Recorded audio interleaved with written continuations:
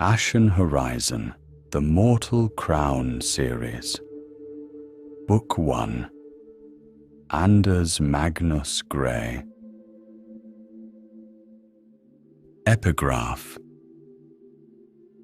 My bones cleave to the dust. I am poured out like water. My days are ashes stretched upon the wind, and my heart is smitten and withered like grass.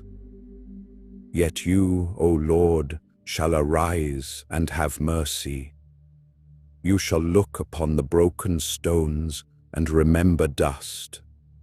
You shall rebuild what fire has devoured, and the root shall live again from the ruin.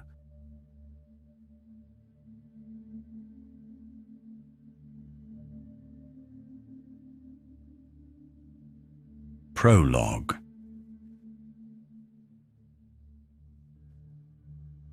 Tiny fingers pressed the needle through leather. The strap rested across her knees, worn smooth with years of hands. Damn the crown. Conscription, her father hollered, then lowered his voice. A crumpled letter was thrown upon the table. They seize every man the mortal crown can reach. The little girl stiffened the knot. It slipped. She began again. Voices dropped. Her mother began to cry. Look what has come to us. An imperial summons lay spread out flat. They say one must go, she whispered. Slavery, I must choose, me or her. Her mother sobbed. I will not let them take her. The girl kept her eyes on the leather. Thread through. Pull. Her father crossed to the corner where she worked. May I see? She laid the strap in his hands. He drew the knot. It slipped. He swore faintly. The strap returned to her fingers. He shook and began to cry. I have to go. The door slammed. Behind her the house moved. Drawers opened. Cloth folded. She turned. Her mother sat beside the chest. A coat was placed on the table. Tools were set in a row. Nothing returned to the chest. Time to sleep, her mother said. The girl lay still beneath the blanket. Her mother's hand rested in her hair. A braid was twisted. She drifted toward sleep. A hand lifted. The door opened. Cold air crossed the floor. Soft closed the door. The girl woke to a stillness that felt too clean. She resisted stirring in the moment, listening. No low murmur of kettle or scrape of her father's chair. Only the faint sounds of timber and current. The sheep outside bleated once, impatient, then quieted. She sat up. Cold had settled into the floorboards during the night. It climbed her legs when her feet touched down. The blanket slid from her shoulders, and the air found her skin at once. She drew a breath, and a bitter trace that made her think of the words last night. The ones she did not understand, but could not forget. She crossed the room. The place where her mother's cloak usually hung was bare. The table waited, set with care that felt like a warning. The chest closed. Every object in its place, strangely deliberate and final. 2 chairs stood tucked in, empty. She stared at the space where her parents should have been, willing them back. The room gave no answer. Her throat tightened. She swallowed, and the noise seemed too loud. Outside, a sheep cried. She forced her hands to move, pulled her dress down over her knees, found her boots, shoved her feet into them without thinking. The leather was stiff with cold. She laced them wrong, then stopped and did it again. The lace shook between her fingers. She opened the door. Wind struck her face and stole the warmth from her eyes. The yard lay pale and ordinary. Fence, trough. A thin line of smoke from a neighbor's chimney. The sheep pushed against the gate, wool damp. She stepped into the yard and closed the door behind her. The sound of it, wood touching wood, hit her like a stone. She fed them clumsy handfuls from the sack her mother had set by the wall. Her fingers disappeared into grain. The sheep surged forward, mouths working, bodies warm and heavy and real. One nudged her hip hard enough to make her stumble. She caught herself on the gate. The wood scraped her palm. "Easy," she whispered, though she wasn't sure who she was speaking to. She worked the latch on the pen with shaking hands. Let them out into the small pasture. They spilled around her knees like water, hungry and trusting. She counted them twice. All there. Everyone but the ones who mattered. A sound carried across the yard. Distant. Not a voice. Something harder. Boots on a road, far enough away to pretend it wasn't for her, close enough to make her stomach turn. Her father's words returned. Not the meaning, only the intensity of them. Damn the crown. Conscription. Her mother's crying. Slavery. One must go. She did not know where they had gone. She only knew a force that entered houses without knocking, that made adults whisper and then stop. That turned mothers into silence and fathers into absence. The horizon. She had heard the word in sermons, in market talk, in the careful way neighbors lowered their eyes when officials passed. A word like a line you do not cross. Now it lived inside her house. She stood in the pasture, with grain dust clinging to her fingers, sheep brushing past her legs. A pulse of fear rose from her belly into her throat, almost alive.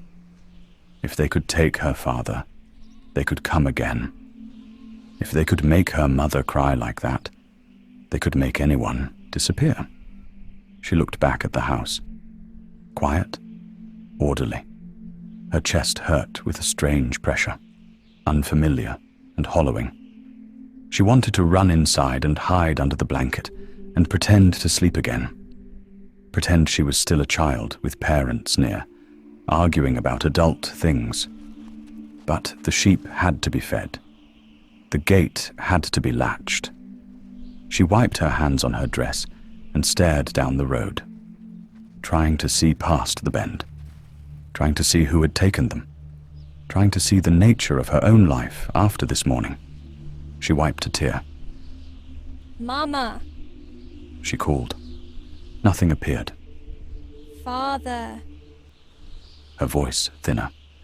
Only the wind crossing the yard. Then only the mist of her own breathing. And the steady, helpless knowledge settling in. They left her all the world they had. And the horizon had already begun to take it back.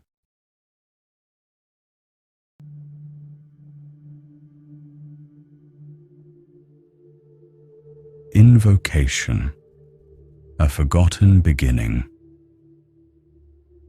The land remembers what the proud forget. A time stood when all was whole, crown unlifted, word unbroken, silence untouched by the sea. Beneath all things the root was one. The root endured. Hands rose and shaped the world. Names settled onto living things.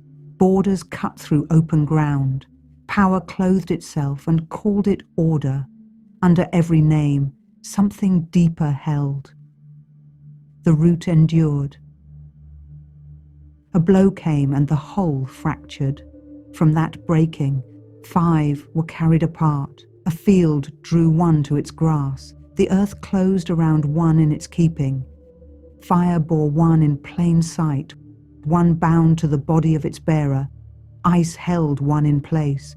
Each remained. The root endured. What was buried gathers. What was scattered inclines. What was carried answers its calling. when the root stirs. Wait, for the law dawn comes.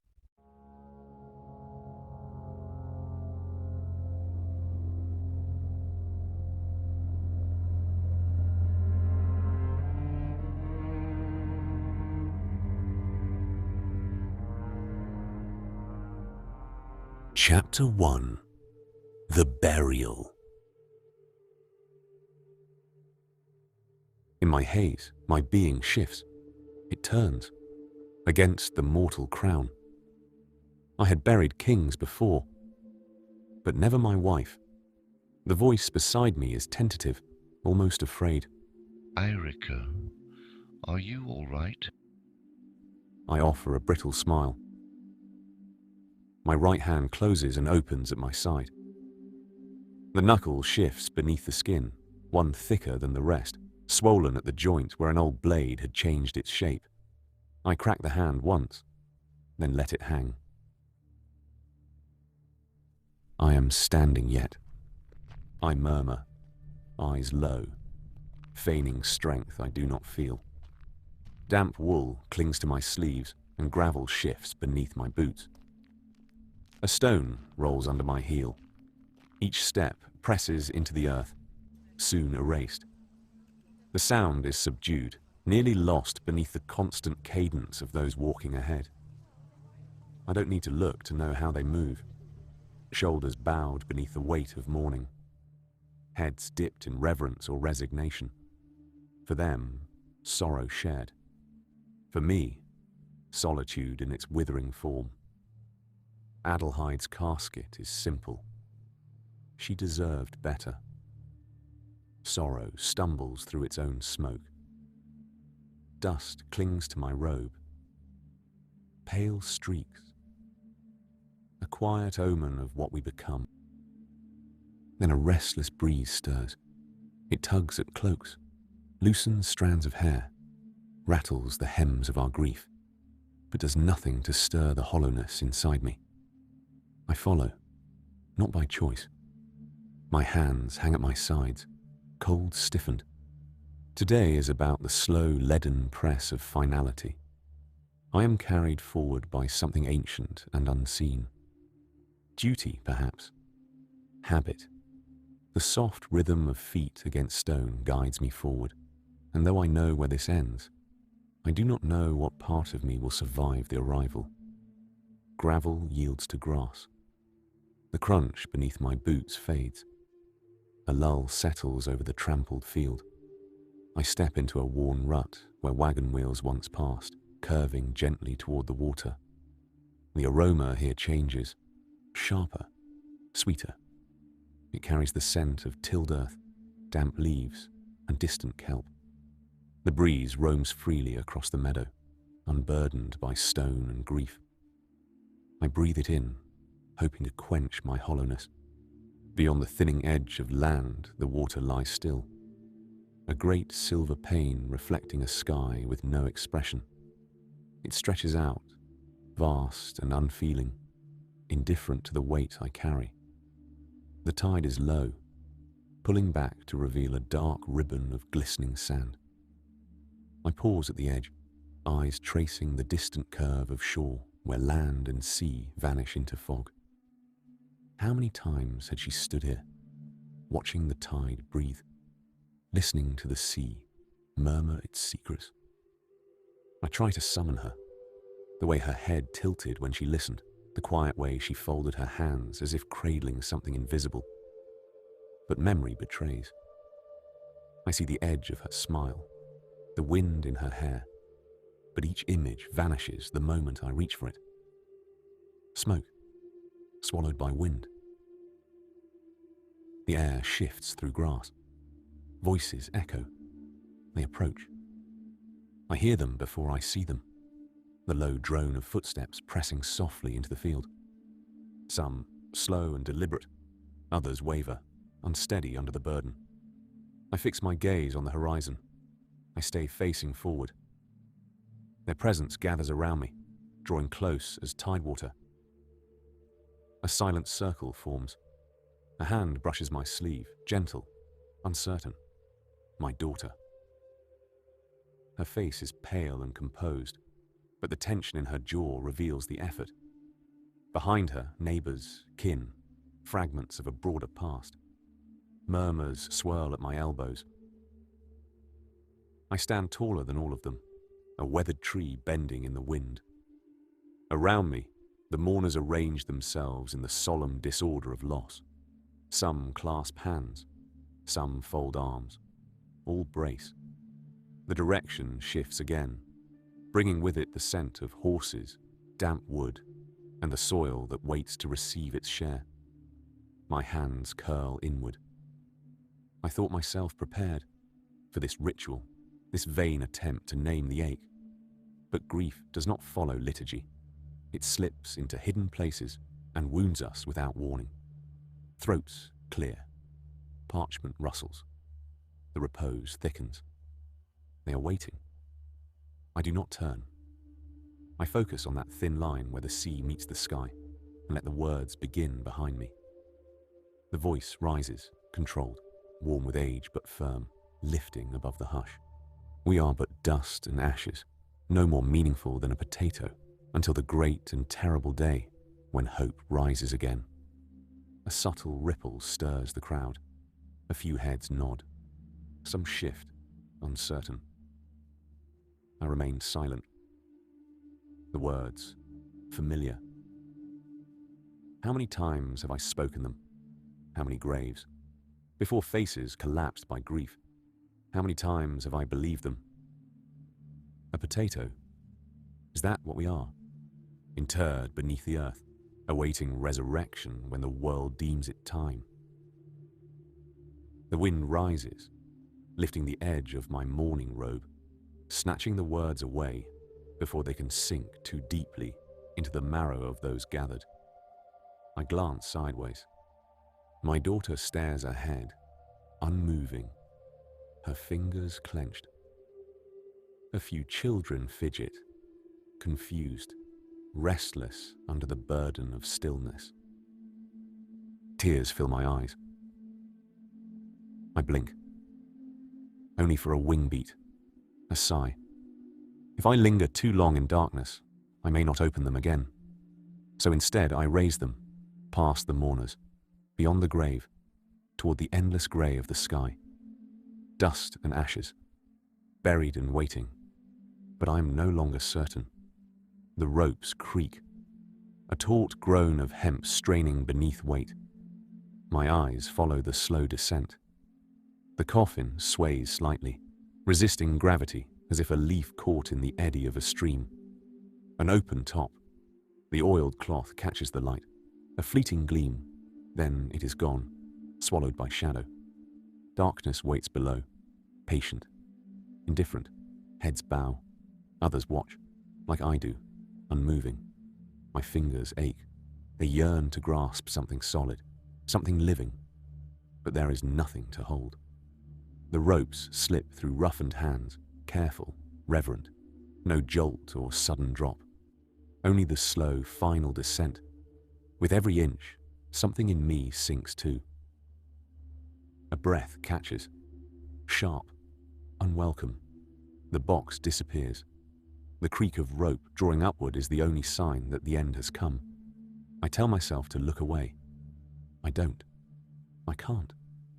A gust blows across the hill, sending a shiver through the mourners. Far off, the sea warbles against the shore, endless and unbothered. I remain rooted, staring into the raw wound carved in the earth. A hollow too final, too bare. A moment of stillness. Then the sound of flint. A spark. Not loud, but final. They do not lift her again. There is no hymn. Only the snap of kindling, the slow bloom of heat against the belly of the earth. They lay the body in the hollow, no longer as my wife, nor as my daughter's mother, but as offering. A flame flickers in the base of the grave, catching on the oiled shroud. Heat blooms against my face. The air smells of her, and I am ashamed to breathe. I watch as the fire begins to consume her. Slow, respectful, as it understands the cost. An unholy stench. The rich, heavy, rising scent of burning cloth, hair, sinew, and beneath it, a knowing, sharper, a sweetness that is poisoned, love that burned as it cleansed. The mourners do not wail. They do not turn away. They stand with hands clasped, lips moving in quiet repetition. Life to ash. We end in dust. Once. Then again, a chorus that builds not in volume, but in grief. Life to ash. We end in dust. I whisper it too, because I must, because to remain silent would be to forget. The fire climbs. Heat stings my cheeks. I do not blink. She burns slowly, reluctant. The flesh yields. The form gives way. Even dust lay still. Then stillness. The flame begins to sink, not die, and a man steps forward. A quiet figure, robed in brown, face lined like a riverbed. He lowers a small urn, suspended by a rope, into the hollow. The ashes rise with the heat, swirl gently. He sways the urn back and forth, as though gathering rain. It takes time, too long. But when he lifts it, the motion is reverent. He does not shake it. He simply raises, then turns, wordless, and places the vessel in my hands. Warm, all that is left. And I know that is not enough.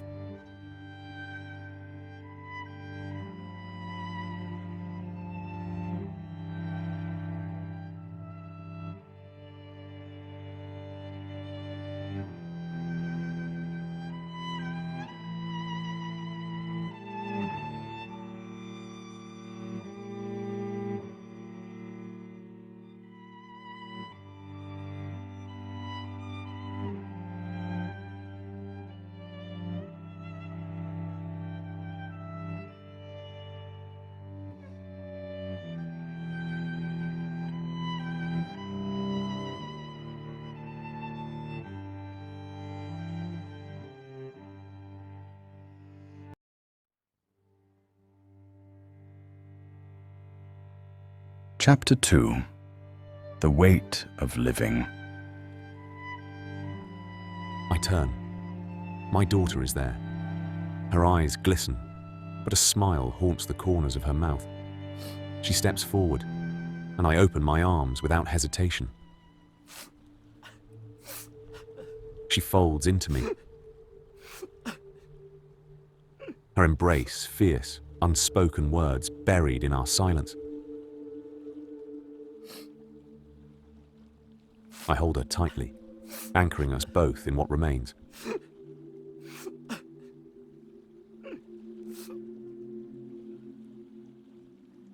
For a moment, I almost forget.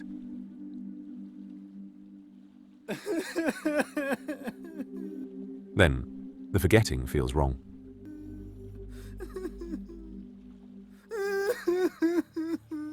In our embrace, we are father and daughter, two souls, entwined by grief, by years, by a love that outlasts even death. Then a tug at my robe, small hands. I look down. 4 pairs of eyes gaze up at me, wide, questioning, familiar. My grandchildren. Without hesitation, I kneel, arms opening. They press into me from all sides, warm and solid and alive. Ivar, my grandson, leans back, squinting with his mother's keen scrutiny. "You are all dirty, Bopa." I glance down. My hands are caked in earth. My robe is streaked with grime. So I am. Just like Grandma, my granddaughter Celia says brightly, when she worked in the garden.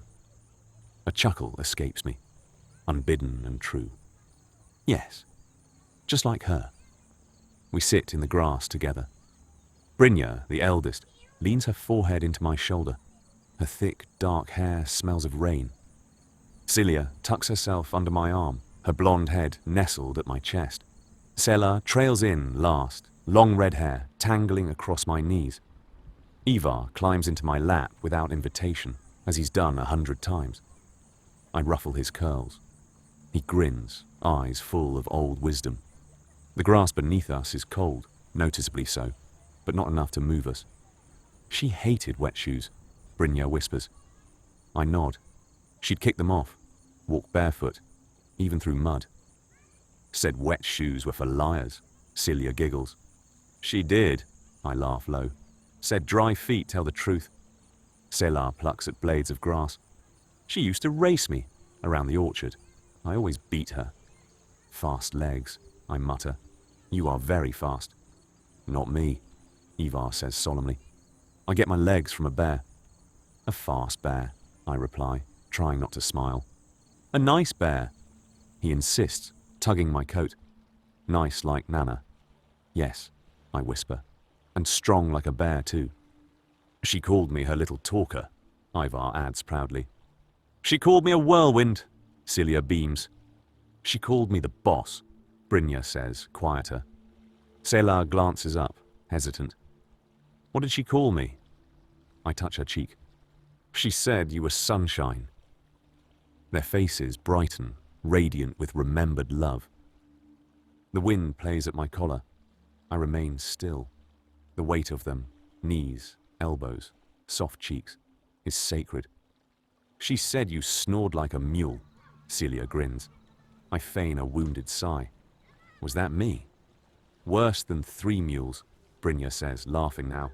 Is my sleep so loud? I ask. Selah bursts, giggling. She said you snore so loud the house would split in 2. Our laughter erupts, filling the silence.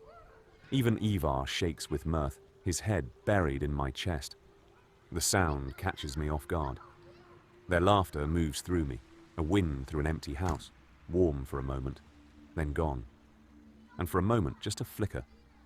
She is with us. Her voice, her laughter, that nasal little snort that knew us all, that knew me. She loved you, Brynja says softly. I know, I whisper. Father, comes a voice, gentle, firm. The hour has come.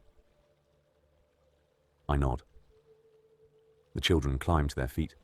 I linger a moment, hand resting against the grass, feeling it alive beneath my touch. Then, slowly, I rise too. I notice the tears on my cheeks only as I wipe them away. Ahead, the meadow opens wide, rolling green under the pale afternoon sun. We walk the soft path away from the grave, away from the stone markers. The weight lifts here. Wildflowers stir along the path. The voices around me are no longer hushed. They lift in quiet conversation, threaded with laughter. Tentative at first, then freer, remembering that joy and sorrow are not rivals but siblings. Ahead, the great stone hall rises from the land as though a relic, weathered and wise, a witness to the generations of sorrow and celebration. Today it welcomes us to remember, to eat, to continue. My daughter Aelia takes my arm. She loops hers through mine as we walk. She would have liked this, she says softly. I nod, watching the sun catch on the golden heads of flowers. Yes, I murmur. The scent meets me at the door. Roasted meat, fresh bread, a trace of spiced vegetables. Beneath it all, the subtle musk of warm stone and fire-warmed walls. The great hall holds heat and purred voices. Words rise and fall in waves, no longer burdened by solemnity, but softened into a presence more familiar.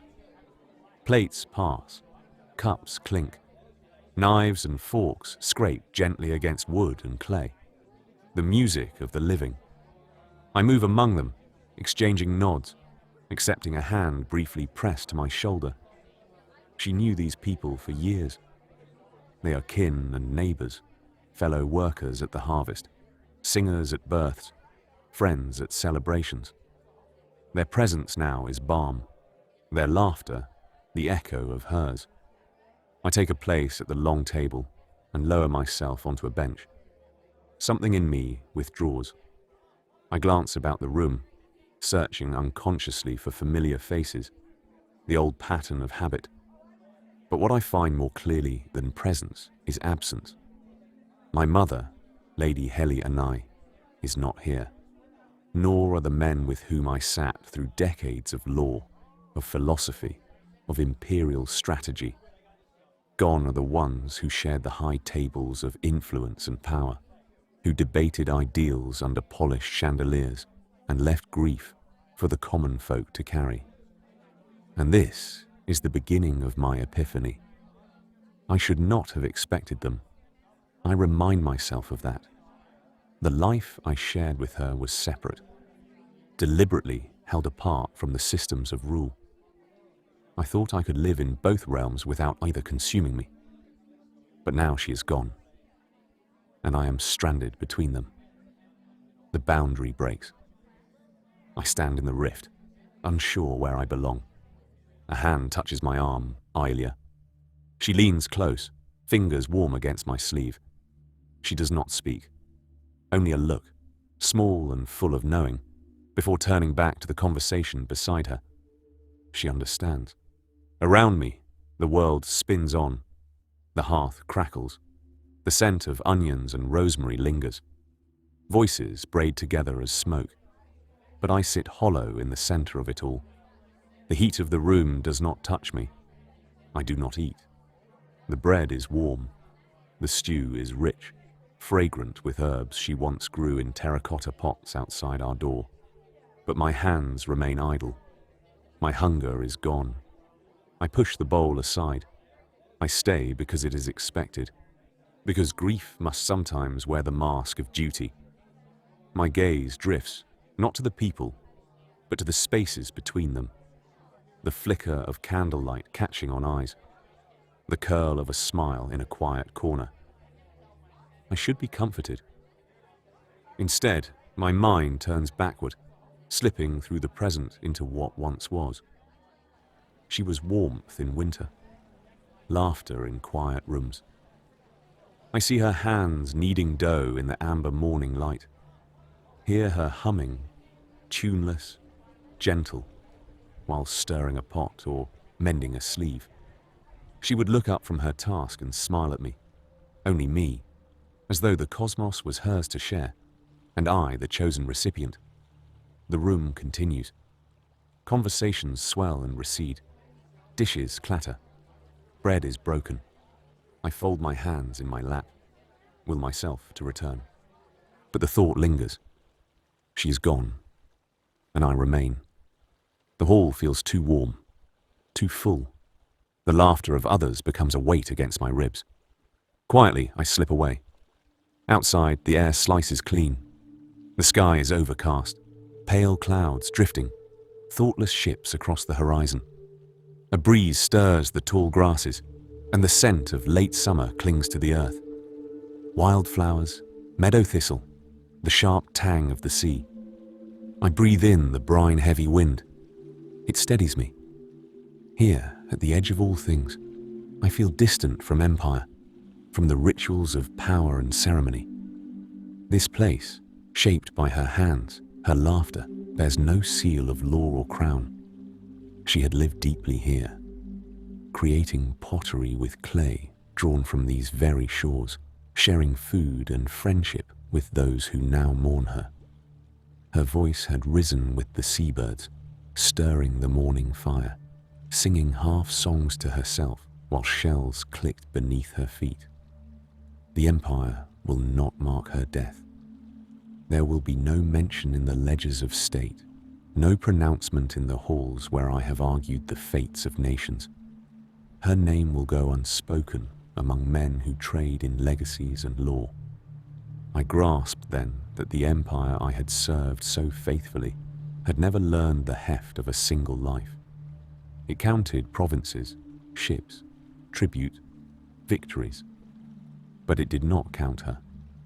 Nor the fathers taken from their homes, nor the mothers who vanished in the night so their daughters might remain. That arithmetic had never troubled me before. It did now. And I realize my success and power are nothing compared to her life, its warmth, its joy, the way it lingers in the laughter of children. What has the empire I serve truly meant? I think of staying here, letting go, letting the tide and the wind be the only measures of time. No courts nor councils, just the small rhythms of grief and healing. But I have never been the kind of man allowed to remain where he belongs. Movement catches my eye. A figure appears on the ridge beyond the meadow, silhouetted against the sky. Little more than shadow. But then I hear it, the sound of hooves striking rhythm into the ground. Precise, grim. He draws nearer. Details emerge. A dark cloak marked with imperial sigils. Posture stiff. Expression soulless. A rough rider. A summoner. Not a man of compassion, but blade in human shape. Eyes pale, almost silver, gleaming beneath the helm. Wolf-like. Hollow. I do not move. I already know. They are calling me back. My eyes tear up. The wind brushing gently against my face, and I feel the moment settle. Heavy as soil. Behind me, the hall hums with life and memory. Ahead, the empire waits.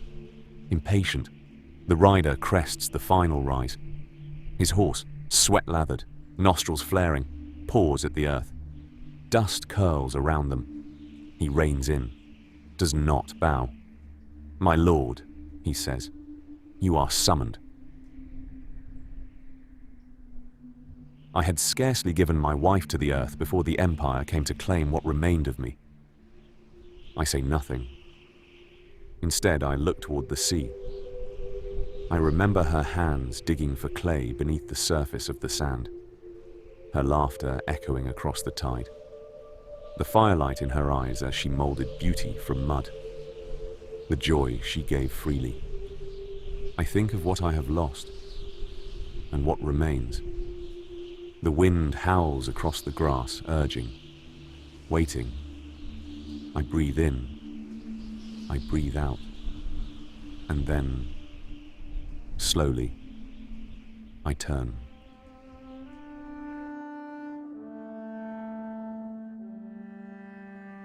The foretelling of Irica carved by unseen hands 5 centuries before this story.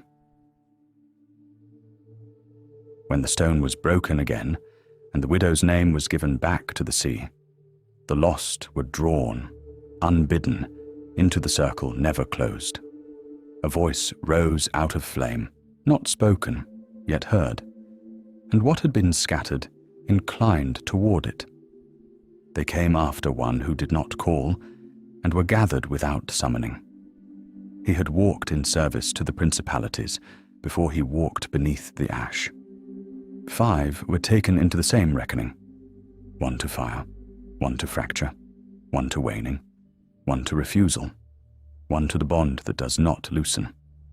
And death, having kept its silence, gave answer. Then the 5 went on. Between their steps, a city entered its burning. Above them, 2 lights kept their guard. So was Irica not begun, but blinded. The goat was rendered to the flame. The lamb was made to utter. Through the cleansing, what had long been sealed stood yielding. The widow had already gathered to him children not born of her. They moved beneath a sky of ash, where the ending had taken root before it was named.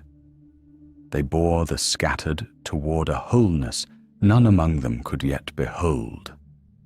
And when death came, as completion, the root, long hidden, rose, and in its rising remembered the dawn.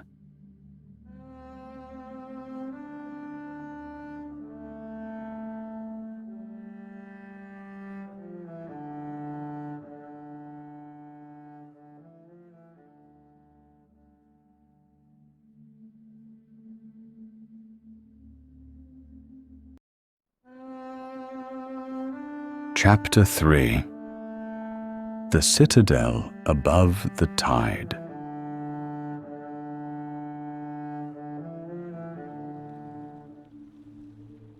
Cold seeped into everything. creeping like an old ghost settling by degrees into the bones of those who lingered. It coiled around Lady Helianai's skin as she traced her fingers along the balustrade, marble slick with the moist exhale of night. An unseen veil spun from sea mist. Beneath her palm, the stone whispered of centuries, polished, enduring, and impassive. The citadel of the horizon had withstood wars, weather, and dynasties. Here, in the unbroken quiet before dawn, even amidst the cold, a thread of warmth endured, persistent and floral. The imperial gardens were coaxed to bloom in every season, tended with reverence that bordered on sacred rite.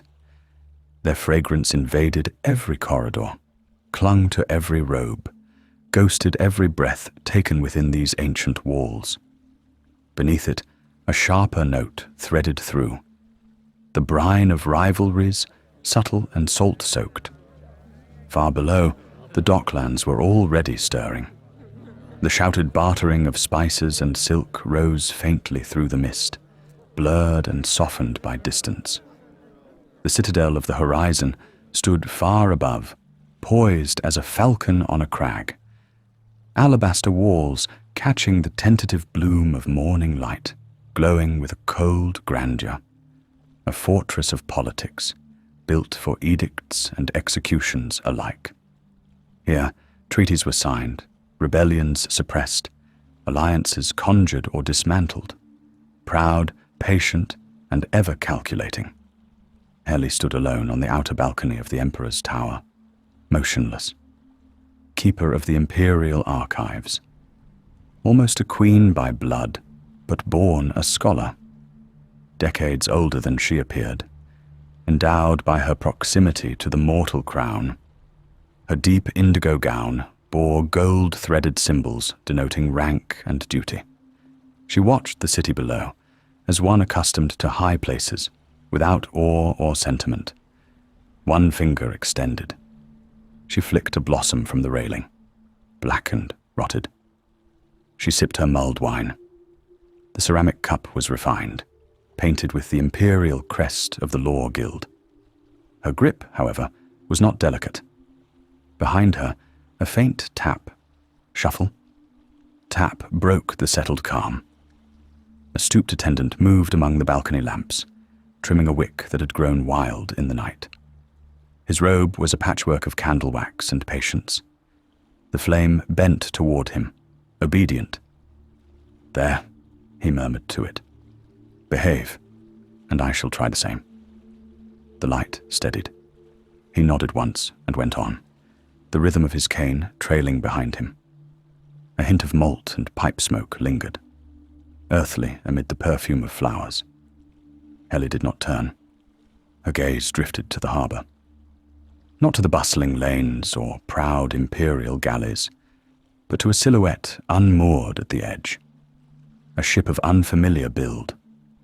Its hull was long and lean. Its sails appeared tattered, partially unfurled, but marked with strange green and gold symbols she did not recognize. The ship did not belong. Behind her, the scrape of boots on marble fractured the morning stillness. "That is an odd one. That ship is unknown to me." The voice, gravel-touched and smooth, drifted in like smoke. Heli did not turn at once. "An unfamiliar banner, Captain Muir. At dawn, no less." She faced him. Orion Mayer stood tall and still, the morning sun catching the edge of his high-collared coat. His insignia shimmered faintly, proof of a rank earned in more than name. The scent of salt, leather, and steel clung to him. His presence, like his sword, always slightly unsheathed. He stepped to her side, resting gloved hands on the rail. "From the away, perhaps," he offered, though his voice made it a question he had already answered within himself. Heli tilted her head, watching the banner ripple in the breeze. "Ships that arrive unbidden," she said. "have a way of ushering in storms." The vessel drifted inward on the tide, drawing slowly toward the central harbour as though fate had claimed it. Helle felt it in her spine, a cool, hollow certainty. The moment thickened. The perfume of the imperial gardens faded, overtaken by brine and something older. Summon the council. She urged, voice low but absolute. The Lord of the Horizon must be informed. Maya didn't move. His jaw clenched. Fingers twitched once at his sides. He did not speak for several heartbeats. His eyes scanned her face, not questioning her authority, but searching for some thread of explanation, some reason more rational than the thrum beneath her words. Then he grumbled, more to himself than to her. It's a nursery rhyme. Helle's expression stiffened. Maya's lips curled, bitter. A children's tale, a damned rhyme meant to frighten us in our beds, not rattle our waking hours. He leaned close, his voice tightening. At dawn there came a shadowed ship, unfamiliar on its way, with sails all torn and whispers dim. It sailed from the away. His voice dropped low. You would summon the Lord of the Horizon for a rhyme. Helle said nothing. A current stirred her hair. She remained still, her face slanting, but her presence unshaken. Captain Mir pulled back, standing straight once more. He spoke again, almost mockingly, voice tinged with that same bitterness laced in the rhyme. A strange flag upon its mast did fly, no bell to greet the day, just mist that danced and gulls that cried, as if they'd lost their way. He turned from her then, facing the ship. His voice softened, darkened. The ship was still, its crew all gone, no footsteps on the floor, but someone said they saw Death's smile slip softly to the shore. He dropped, suddenly, purposely, sinking to the cold marble at her feet. He curled his legs, arms wrapped around his knees, a mock child in mourning. His final lines came low and even, more spell than song. And so we say when shadows fall and winds begin to play, there comes a ship, unfamiliar, to take our tears away. The words hovered, soft and solemn. Helle looked down at him, face composed, a tinge of anger. A long moment passed. And send a rough rider for my son. Helle added, shifting her gaze back to the ship. We will need him. Captain Mir stood, rising, drawn out and rigid.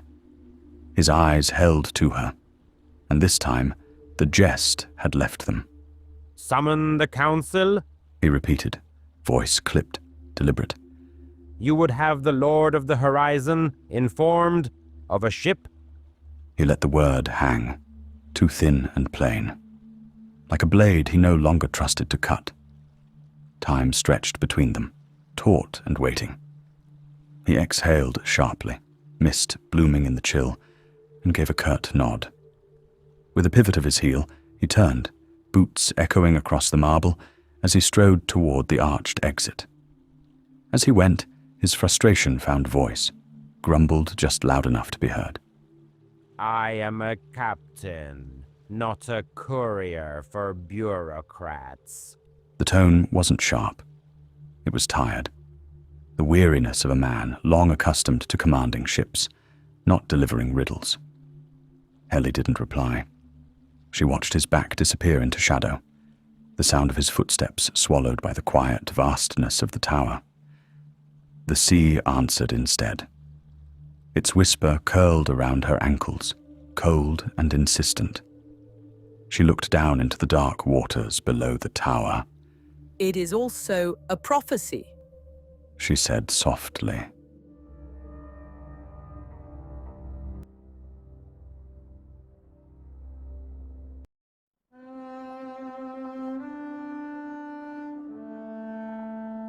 Chapter 4. The Walk of Fate. The wind hissed through the high arches. Below, the city woke further, clamor rising in layers. Hooves clattered against stone. Merchants shouted their wares. Rigging groaned in the harbour as ships adjusted to the turning tide. Heli stood there, her fingers brushing the railing, its moisture chilling her skin. Her heart beat steady, unrushed, as if timed to the rhythm of the great tower itself. She remained a while longer, watching, listening, letting the scent of salt and flowers blend into the back of her throat, until her cup was empty and the sun had fully crested the sea. Then she turned and walked back into the citadel. Her robes trailed behind her in hushed whispers, as memory bending itself into motion.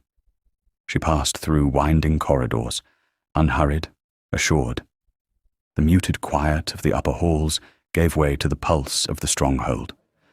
Voices mumbled in nearby chambers. Parchment crackled behind half-closed doors. Boots tapped in rhythm far below. The citadel was waking. It breathed through turning locks and practiced habits of mourning. But Heli and I was already moving toward the hour she had felt coming for years. She passed beneath vaulted ceilings painted with constellations long forgotten by commoners, but endlessly debated by scholars. Every corner of the citadel whispered of history. Heli's footfalls were soft on the marble, yet each step carried the gravity of her office. The keeper of the imperial archives did not hurry. Power did not rush. It anticipated. In the depths of the tower, a pair of young guards snapped to attention as she passed. She acknowledged them, with only the briefest incline of her head. They were children in her eyes, new to service, eager to impress, unaware of the tides they stood upon. She moved into the inner atrium, where a cascade of sunlight filtered through crystal skylights etched with ancient emblems. Beneath the light, a mosaic of the upper aisle gleamed in coloured stone. Each province a swirl of artistry, each border a bloodline. Heli paused, her gaze lingering on the depiction of the harbour. The sea tiles shimmered with deep blue and green, pierced by flecks of gold. It was beautiful, but it was not honest. The real sea didn't shimmer. It swallowed. She pressed onward. At the base of the western stair, a clerk bowed quickly and fell into step beside her, scrolls in hand. "Lady Keeper," he murmured, voice breathless. "Council has been summoned. The Lord of the Horizon has agreed to preside within the hour." Heli offered a single nod. The clerk hesitated. "May I ask, what has stirred this?" She did not stop walking. "A ship has arrived, not of our navy or known of trade. Flying a banner we do not recognize." A well-dressed official walked up and adjusted his robes with the ease of one born to comfort. "If I may raise a second matter, Lady Keeper, briefly." Heli turned, voice calm. "If you must." The official pulled a slip of parchment from his sleeve. It was folded in quarters and sealed with green wax, a ledger seal.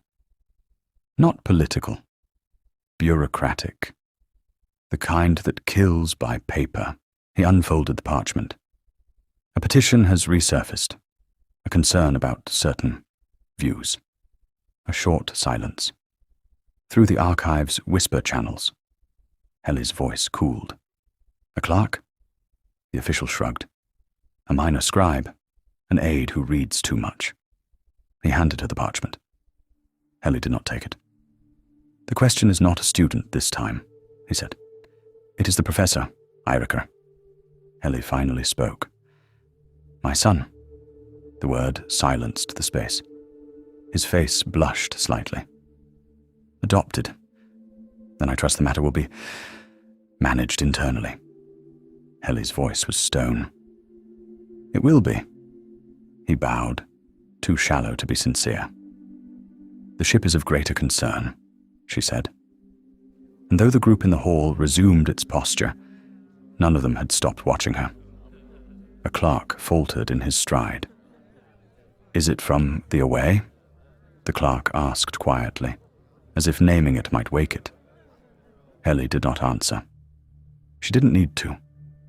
They moved through another series of corridors, past thick velvet drapes and candle-lit niches. Walls here were hung with portraits. Rulers and scholars, some cruel-eyed, some weary, none smiling.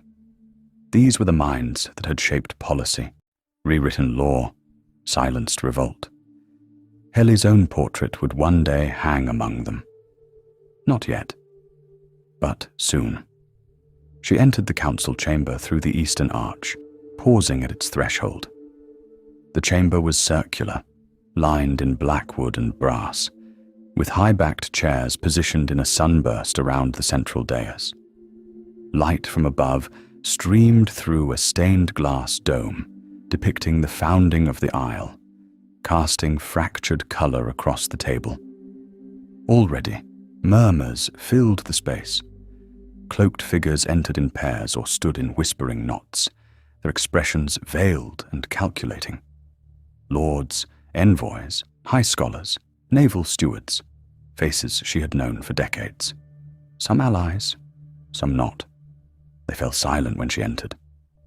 The Lady Keeper's presence was not ornamental. She stepped to her place without flourish. Her seat was not the tallest, nor the most gilded, but it was the one positioned with perfect sight of every other.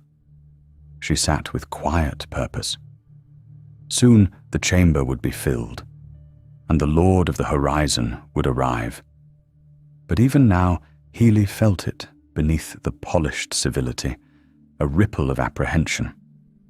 Something had shifted. Not merely a ship or a prophecy half remembered from children's songs. Something older was turning, and whatever it was, it had arrived with the tide.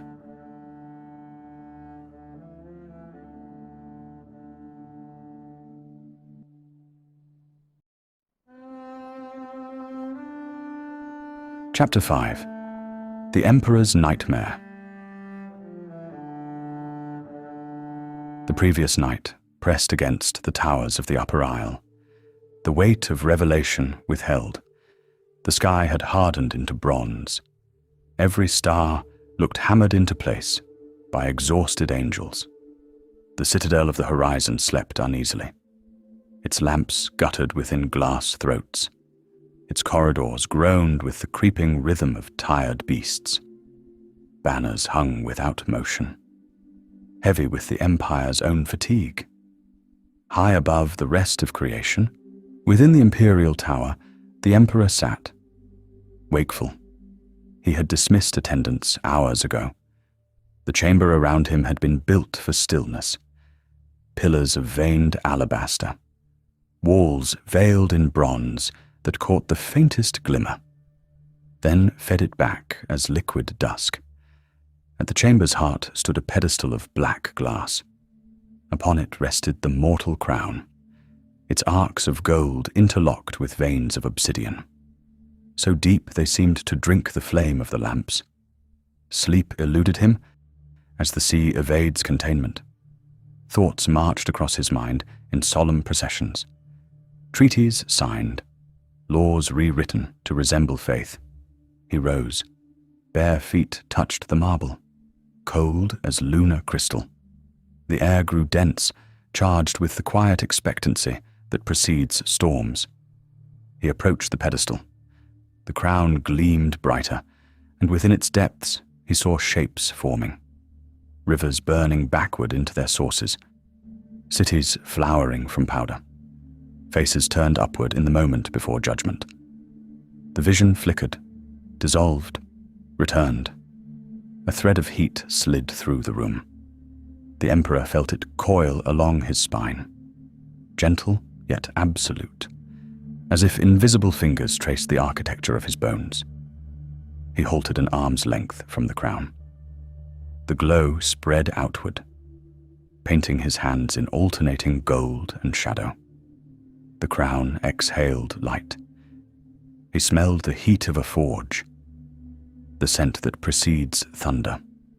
Somewhere beyond the walls, the tide reversed direction for the span of a breath. He lowered his head. Gold touched his brow, though he had not lifted the crown. Brightness gathered behind his eyes until sight became radiance. The chamber expanded. Pillars bent. The floor softened into fluid. The lamps turned to floating orbs that drifted upward, slow as planets seeking their orbits. His last awareness of being awake was of the crown suspended above him. Turning in the air, the sun in miniature. Its brilliance filled the room until the marble gleamed as a field of dawn. Heat passed through him, and the sense of weight fell away.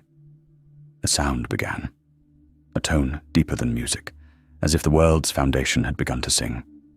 The Emperor's body leaned forward. The light drew him inward. He exhaled once. A wind over a black sea.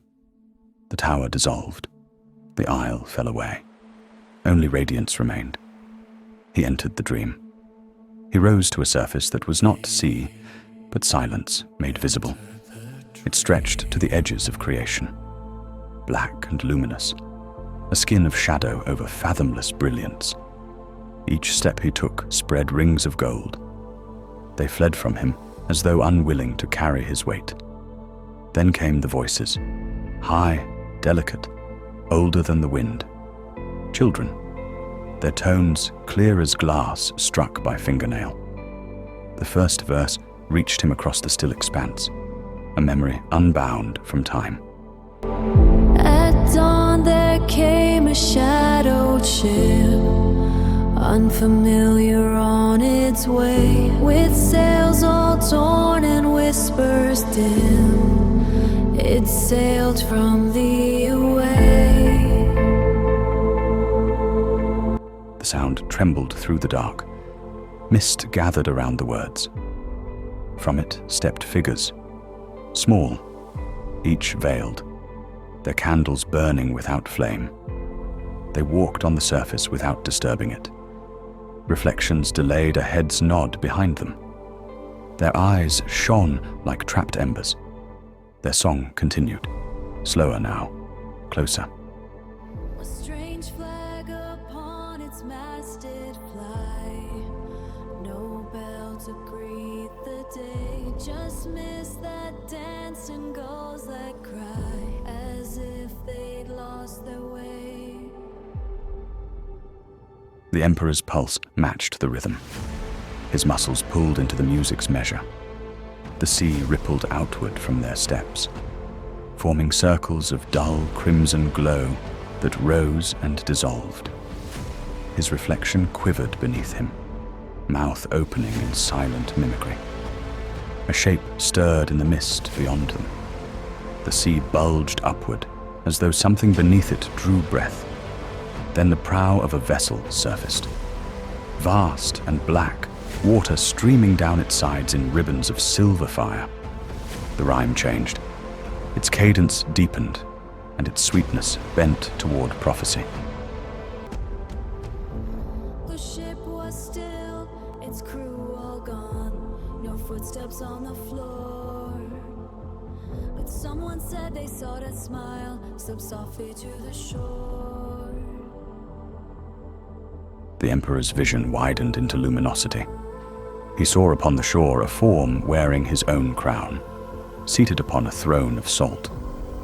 Beneath the throne, the sea had hardened into glass. Beneath it writhed the shadows of all who had died in his service.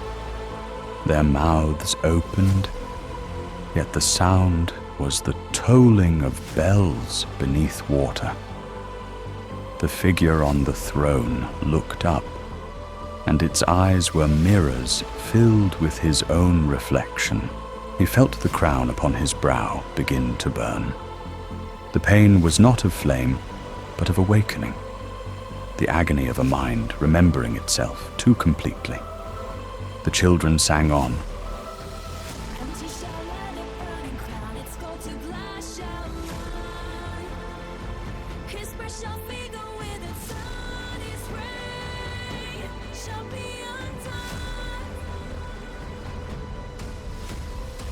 The moon shall rise from marble falls, the sword shall fall his way. His heart shall beat against the doors and break them all in vain.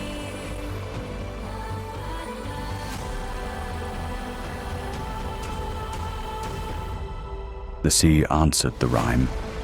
The figure on the ship raised its hand. A glow spilled from its palm, forming lines that crossed and locked. A wheel of flame that turned without heat. In that pattern, he saw his empire reduced to geometry. His life to the smallest ring in the design. The children's final stanza unfurled around him, gentle as forgiveness, terrible as dawn. And so we say, when shadows fall and winds begin to play, I come to share familiar, to take our tears away.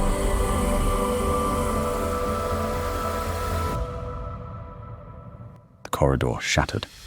The sea, the ship, the glow, all doubled inward until they became a single point beating behind his eyes. He inhaled flame, exhaled emptiness. He awoke standing beside his bed. Sweat streaked his chest. A brackish scent clung to him. The lamps guttered, throwing rings of gold across the marble. The mortal crown rested on its pedestal, yet faint smoke rose from its rim. The doors burst open. Guards flooded the threshold, their armor dull with the dredge of the night. The first dropped to one knee. "Majesty," he stammered, "the council has convened. The Lady Keeper requests your presence. A vessel stands in the harbor. Its flag unfamiliar." The Emperor's eyes lifted toward the balcony. Beyond it, dawn spread like a wound over the sea. He brushed moisture from his chest. Beneath his skin, a fear still moved. He turned toward the pillar and placed the mortal crown upon his brow.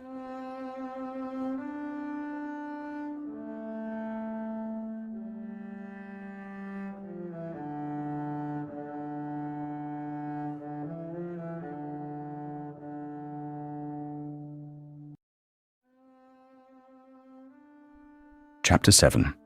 Stillness was never safe.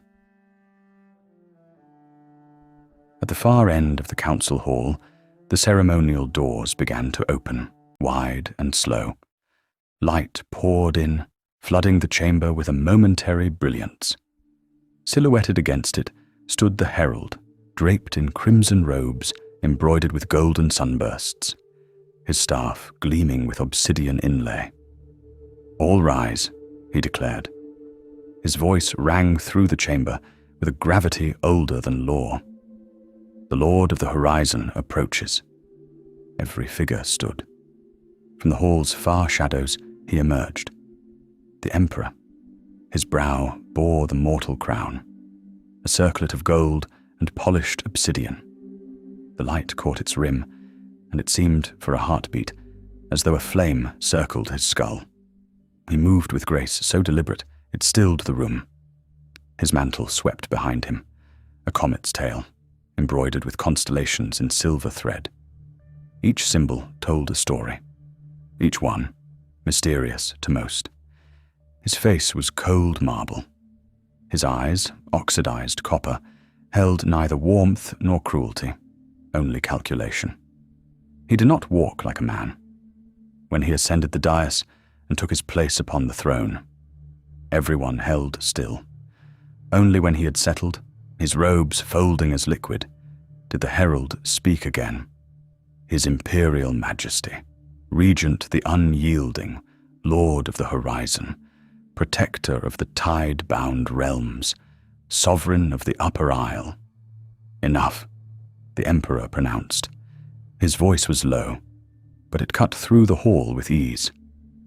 Let us speak of matters that demand thought, not ceremony. The gathered lords and councillors exhaled, some in relief, others in unease. Warden Harusaby shifted in his seat, still watching Heli with that predatory smirk. Beside him, Lady Cheryl Shecker, Admiral of the Fleet, her weathered face lined by storms and salt, her hands scarred and folded. Further down sat Duke Kell Thebisher, known as the Fox of the Southern Reach. His smirk was constant, admired by some, hated by more, trusted by no one. Together, they were the Empire's compass. They were not allies, but necessary rivals bound by ambition and tradition. The Emperor leaned forward, resting one pale hand against the table. When he spoke, the room leaned with him. "This ship," he said. "Tell me of its banner." Heli stepped forward, waving her hand. "Majesty, it bears green and gold, symbols unknown to our archives. We've dispatched a rough rider to summon my son." The Emperor's eyes narrowed, his voice nearly a whisper. "Green and gold." He repeated the words as if tasting them. "Do we think it an enemy?" A voice came from across the room. "It may be no enemy at all, but a messenger bearing a cord." Another came. Lord Kendall Harusaby scoffed. "Or a wolf wrapped in feathers." The room tensed again, but the Emperor's hand rose, palm open, fingers rigid. No sound dared to answer. "We will know soon enough," he said. "Admiral Shecker, have your officers board the vessel. Bring its crew to the Citadel, and detain them with courtesy, not chains. Lady Heli, assign your archivists to the seal and sigil. Report any precedent." A collective hum of agreement drifted through the chamber, as if in compliance. The Emperor leaned back, his expression folding again into inscrutability, as if none of this truly touched him, as if he were above tides, even the ones rising within his own empire. Through the veil of mist, the harbour slowly revealed itself. The sea shone as a blade, and there, silhouetted at its centre, was the ship. Its hull sat still in the water, too still. Its dark frame absorbed the light. Above it, the green and gold banner fluttered against the brightening sky. No voice came from its deck. No motion stirred its ropes. Only a hesitant current touched it, and even that seemed tentative, respectful. It was a cipher carved into water. And as the morning deepened, and the mist gave way to sunlight, the ship remained, unmoving, unblinking, casting its long shadow not only upon the harbour, but into the minds of those gathered to rule. The Empire had felt calm before, but now it knew stillness, and that was never safe, for they knew that in stillness fragments stirred, whispers of something older, something darker, something that few would name: the law burn.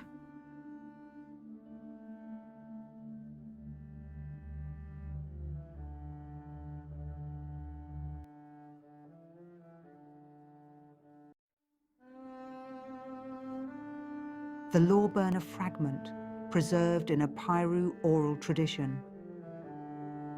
Beneath the sea the vine shall sleep, its roots entwined in silence deep. The crown shall crack where none can see, and fall from thrones that used to be. One walks the dust with hollow name. A girl bears the fire but feels no flame. A man holds the cleansing, unaware. One vanishes into the air.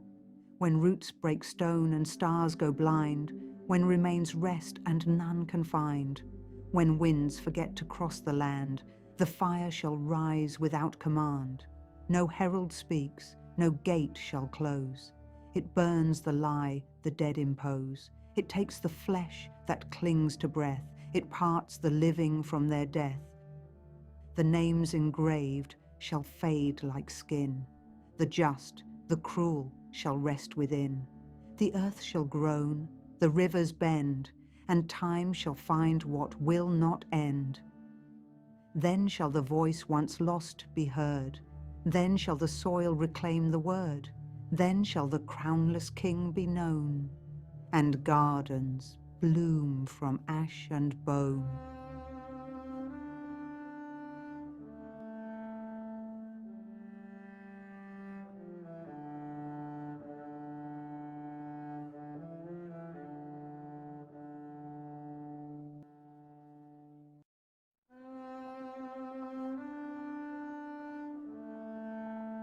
Chapter 8. Shadowed Ship.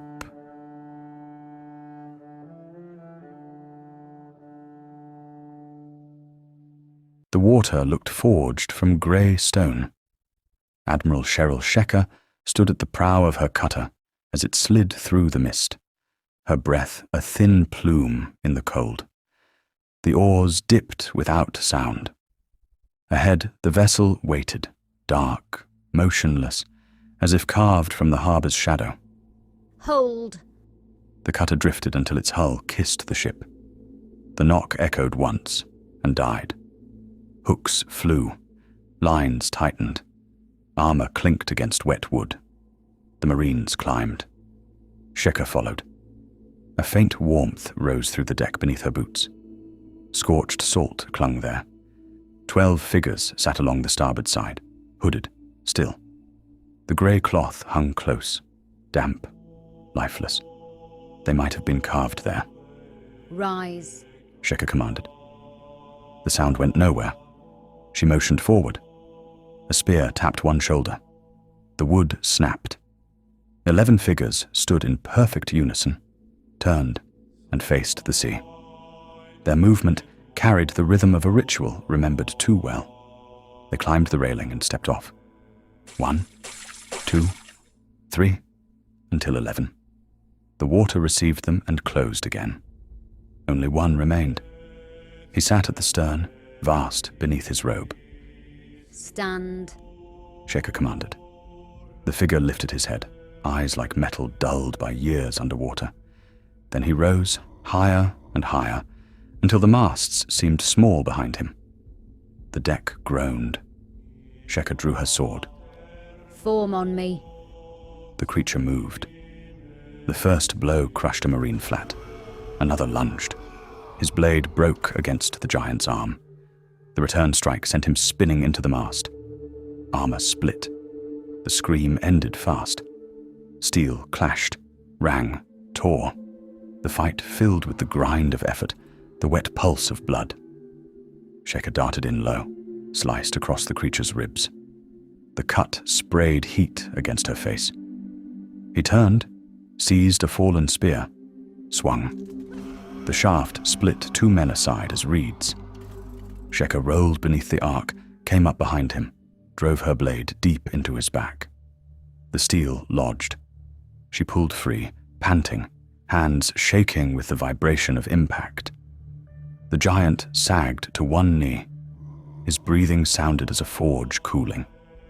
Shecker raised her sword again. He reached within his robe. She froze. He drew out a folded parchment and a black iron spike. He laid the parchment flat, lifted the spike high, and drove it through paper and deck in one motion. The noise rolled through the hull, deep and final. Smoke rose where metal bit wood. The creature threw back his head and shouted a single word. Raw, foreign, heavy with sound, older than language. Fish. Then he fell forward. The deck trembled beneath his weight. Water stilled around the hull. Shecker wiped her blade against her sleeve. Her lungs burned. The moment smelled of blood and salt. Search the ship. Boots scattered. Ladders creaked. Voices returned in fragments. Empty? No cargo. No food, no rope, nothing. A ship built for one voyage. Shecker crouched beside the spike. Heat kissed her palm. She pulled. It resisted. She set her boot against the plank and heaved. The spike held fast. She gestured. A marine stepped in, gripped it with both hands, and tore it free. Wood screamed. Smoke rose from the hole. The parchment fluttered once. 2 words burned deep. Sheka read them. Fingers trembled. Her fingers tightened on the page. This is worse than...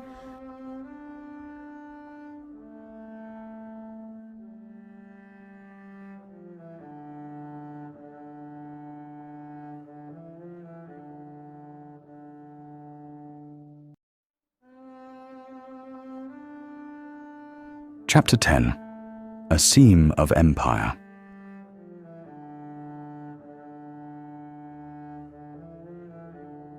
Lady Heli and I stood at the head of the table, her hand resting on the horizon-flagged prow of the fleet's flagship model. Around her, the Admiralty gathered, hard-eyed tacticians and veterans. At her right, Admiral Cheryl Sheka stood with arms crossed, her face weathered by wind and war, her presence still as steel. "There are no anomalies at sea," Sheka began, her voice clipped. "No trade routes disrupted. Foreign banners have not been sighted. The fleet holds its domination. As long as we do, the continent remains chained. That ship," her tone sharpened, "was a ripple in an otherwise smooth surface. And yet," a low whir of agreement drifted across the room. Sheka stepped forward, the leather at her shoulder creaking under the shift of her weight. Salt clung to her coat, a faint crust along the seams.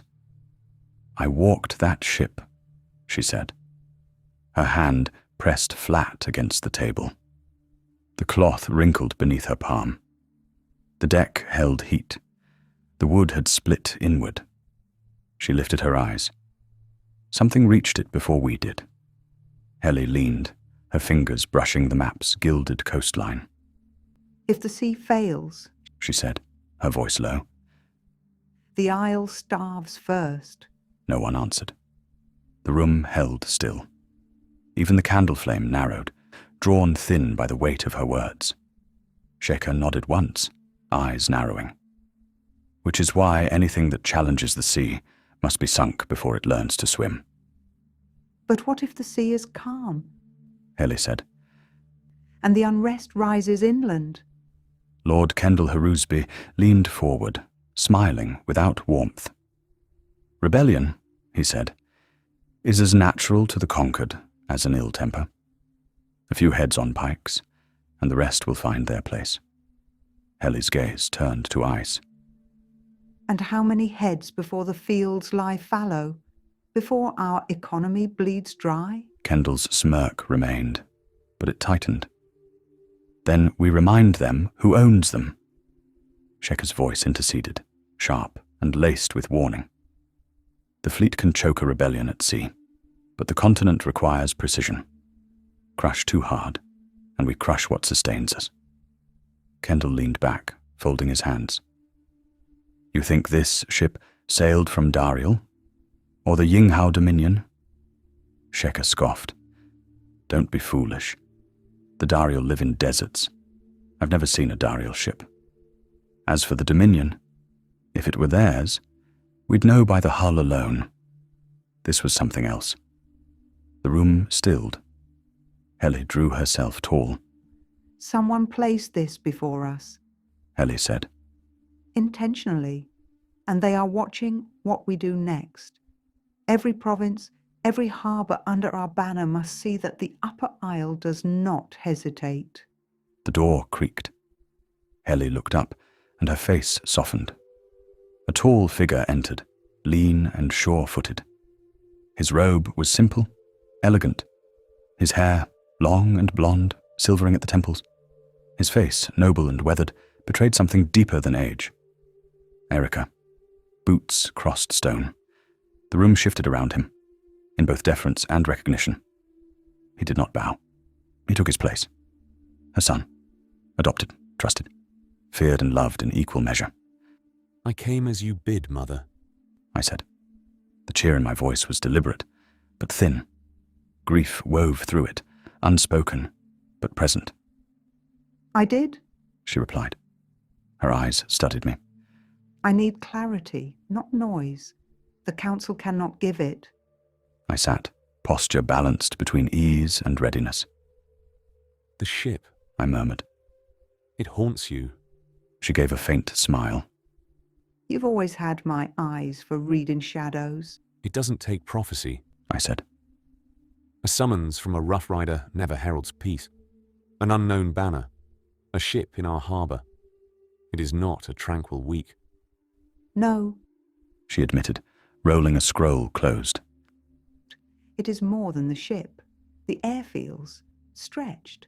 The kings grouse too loudly. The fleet is powerful but stretched thin. The seams are showing. And you wonder I said softly. if this ship is the first tug on the thread. She looked at me, and for a moment she was not keeper, but mother. I do. The Emperor trusts me to keep the seams stitched. She said. But some storms outrun even our charts. Her gaze faltered, if only for a moment. I regret not being there, Erica, when she passed. I paused.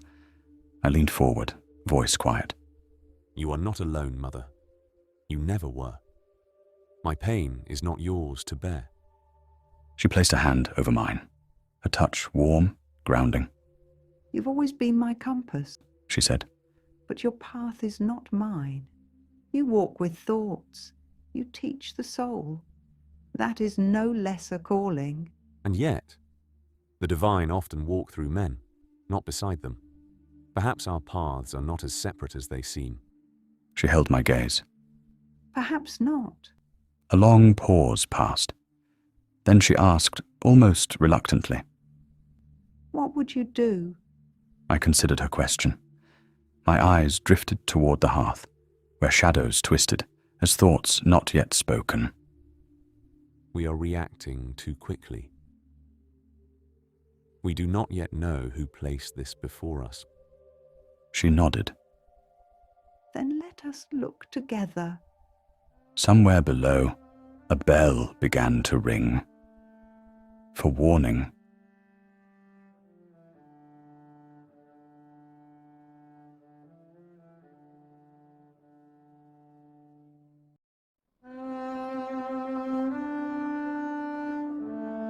Chapter 11. The Legend of Garnell.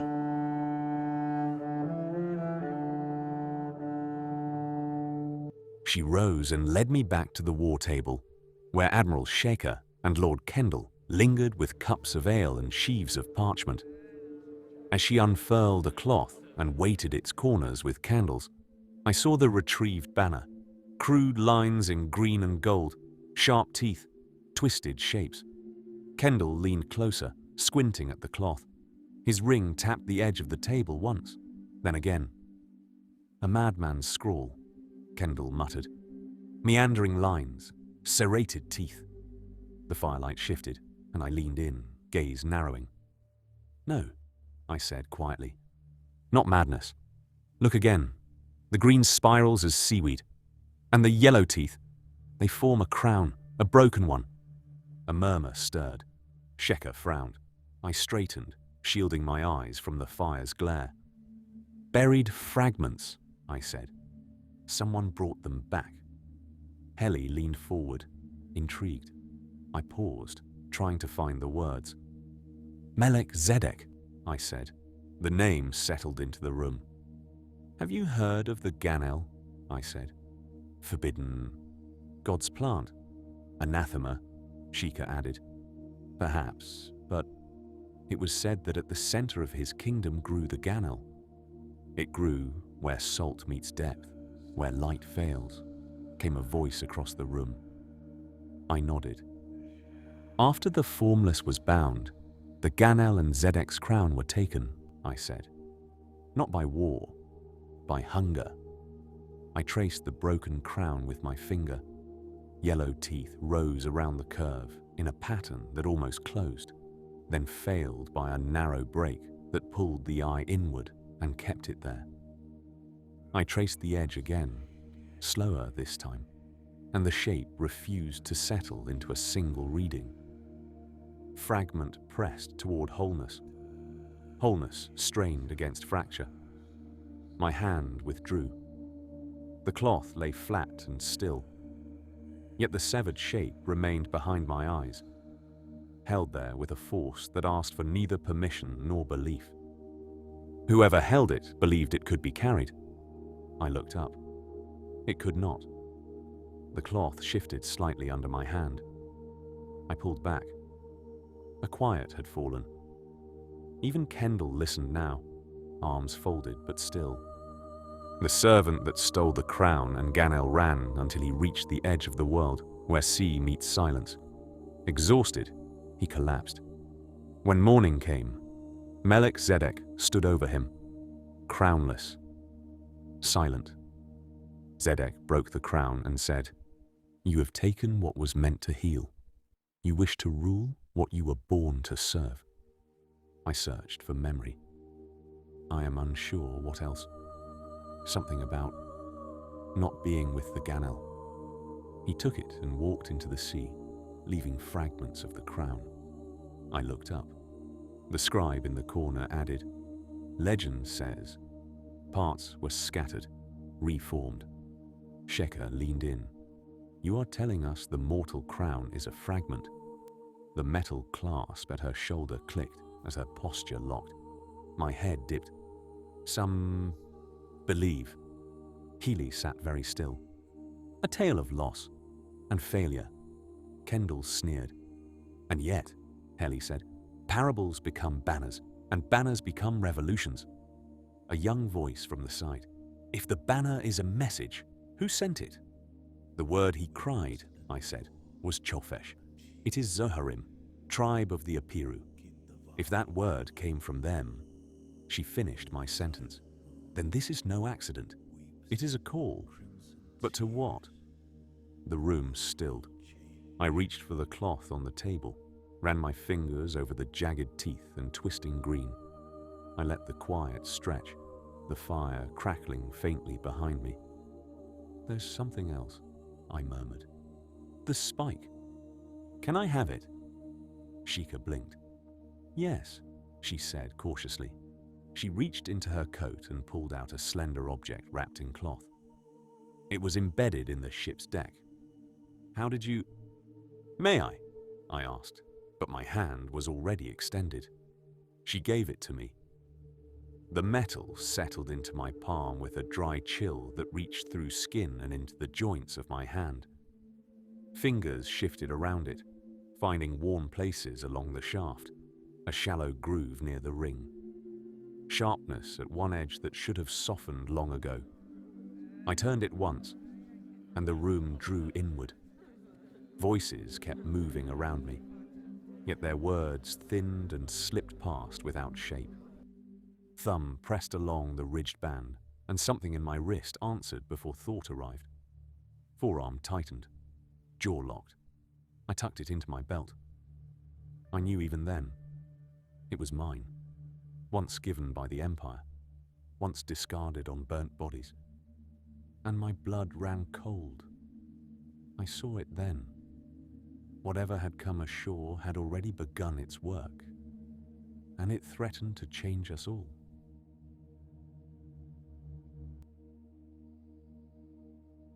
Legend of the Ganel, recovered from the Zoharim scrolls of the Apiru, translated and reconstructed by the Law Guild. Opening lines lost to fire, and Melchizedek beheld the servant who had stolen the crown. The air trembled with ash. The sea burned as a mirror of judgment. The servant wept for his soul. He called upon the Ganel and upon the crown, yet the voice of mercy remained hidden.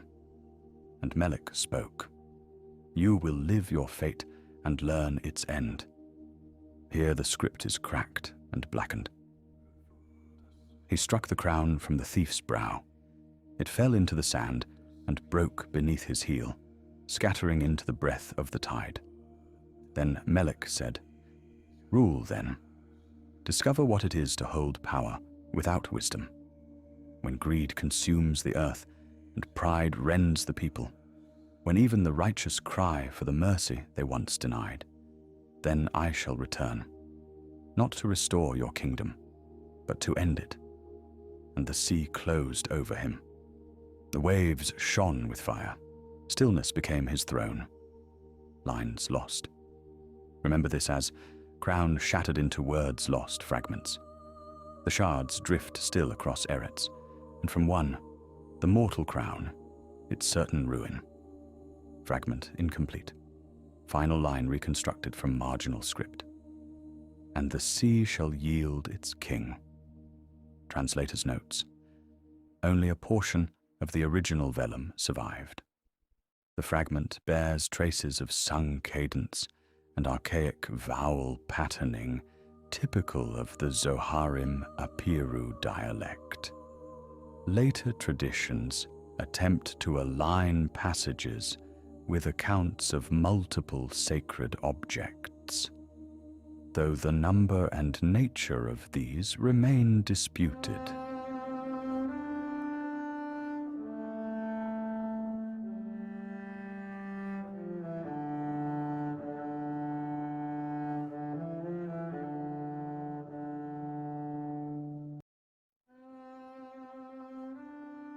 Chapter 13. Strength without justice.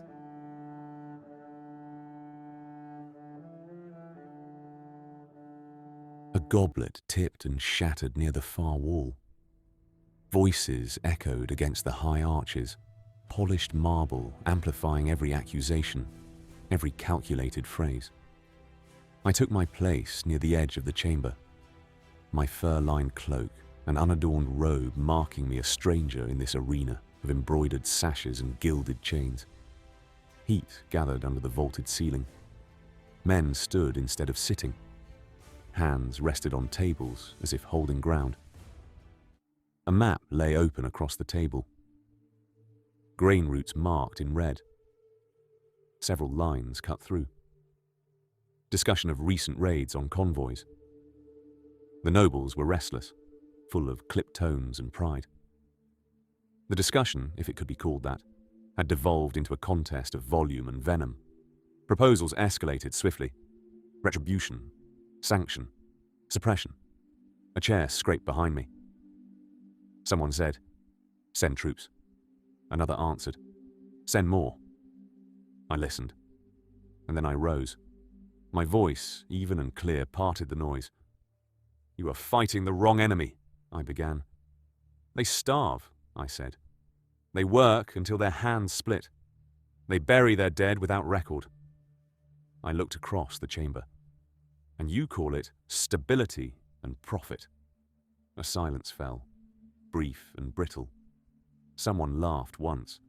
It stopped too quickly. Then came the predictable response. I pressed my thumb into the thickened knuckle until the ache sharpened. My hand gave a dull series of cracks, then caught at the ruined joint, the way it always did when anger came first and language followed after.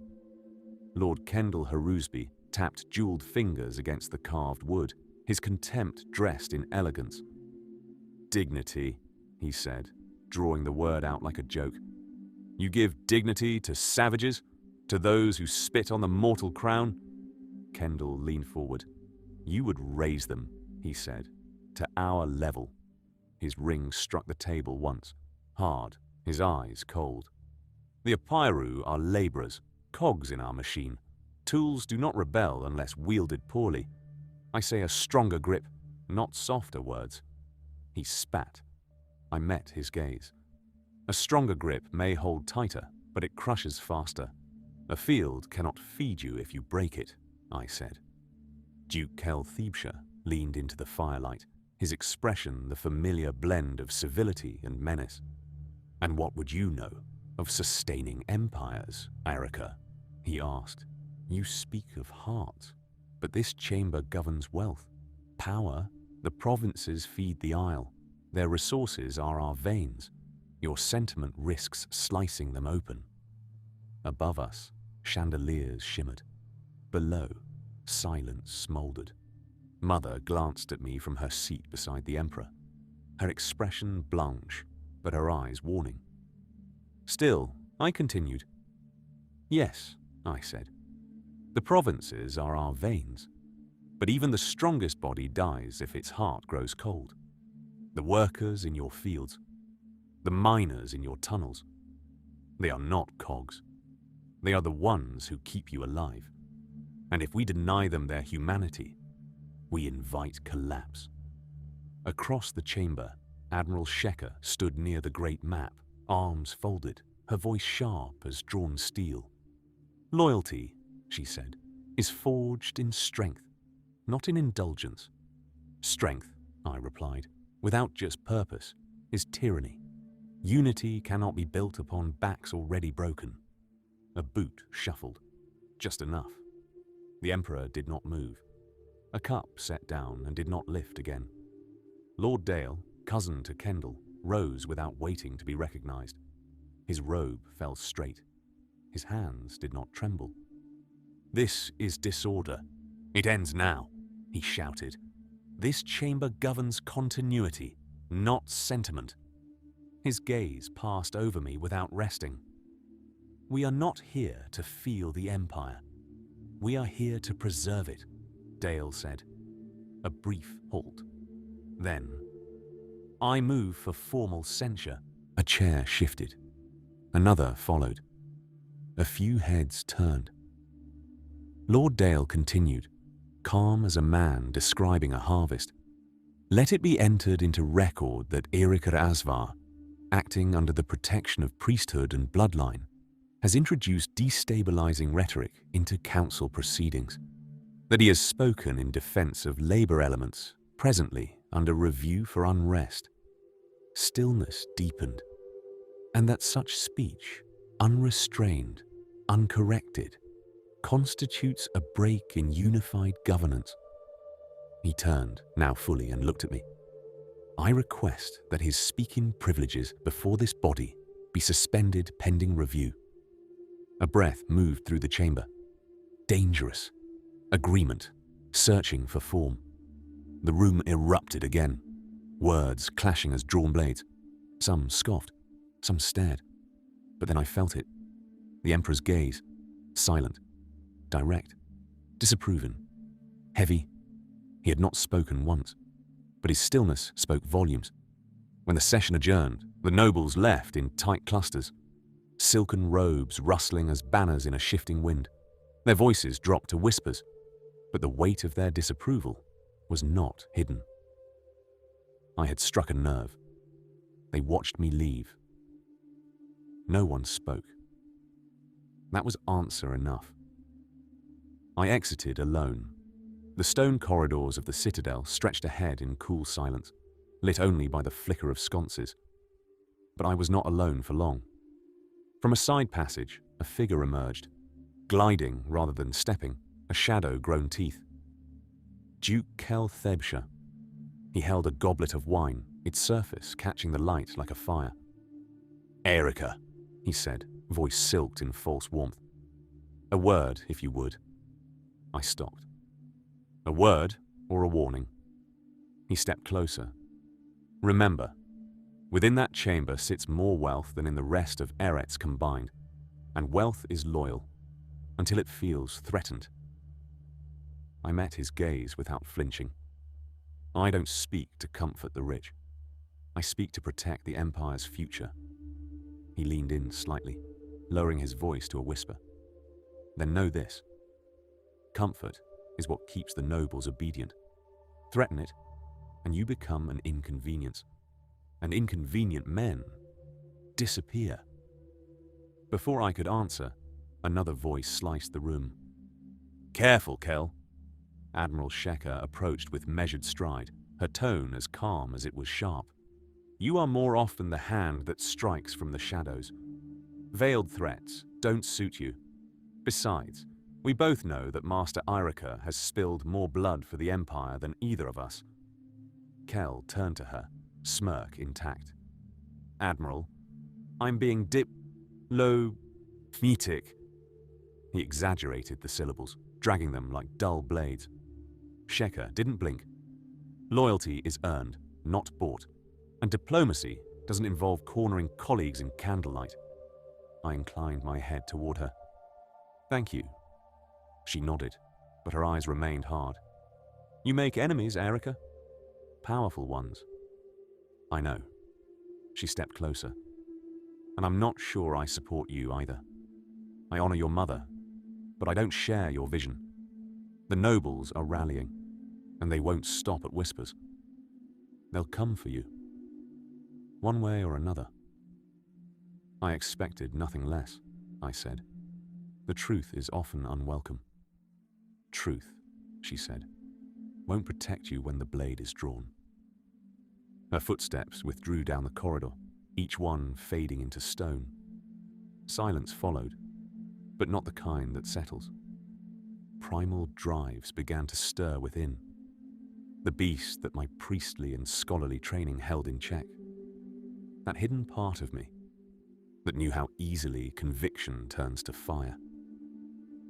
I returned to my room, restless. Sleep eluded me, so I opened my journal and put beast to page.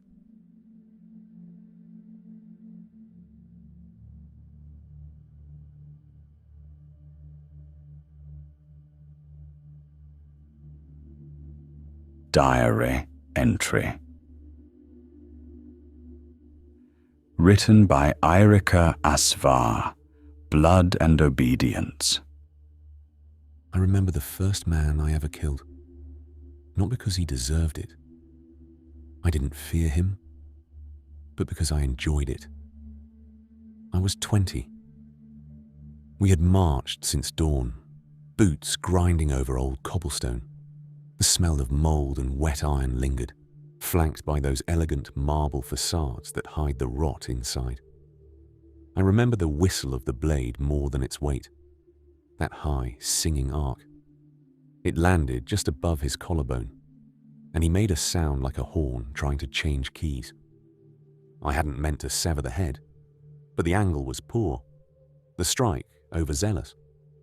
The body tumbled back, knees crumpling before the rest followed. I was congratulated. That is the part I remember most. Just the nod from my commanding officer, the half tilt from the shield bearer to my left.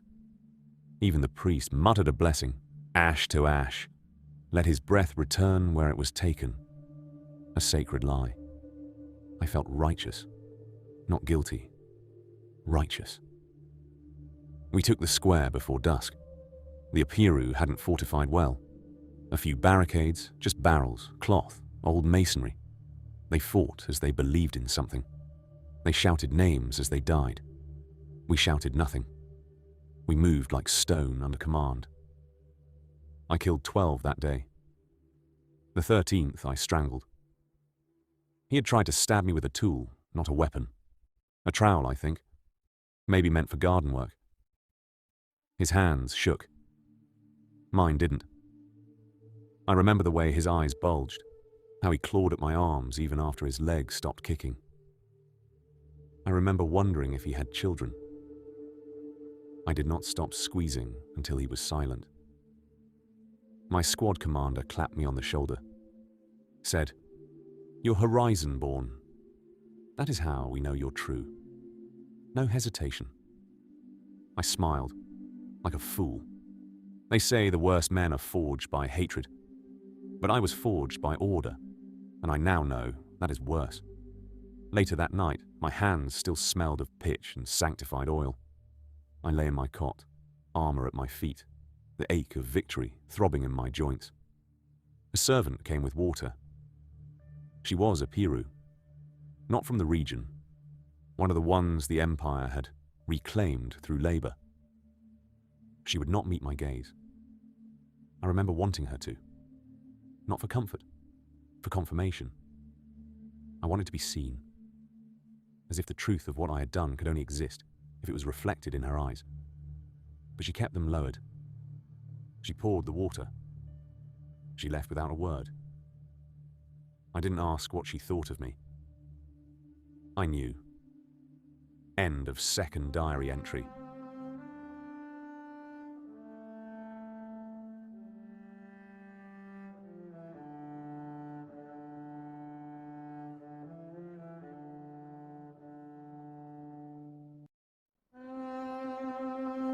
Chapter 18. Civic Death.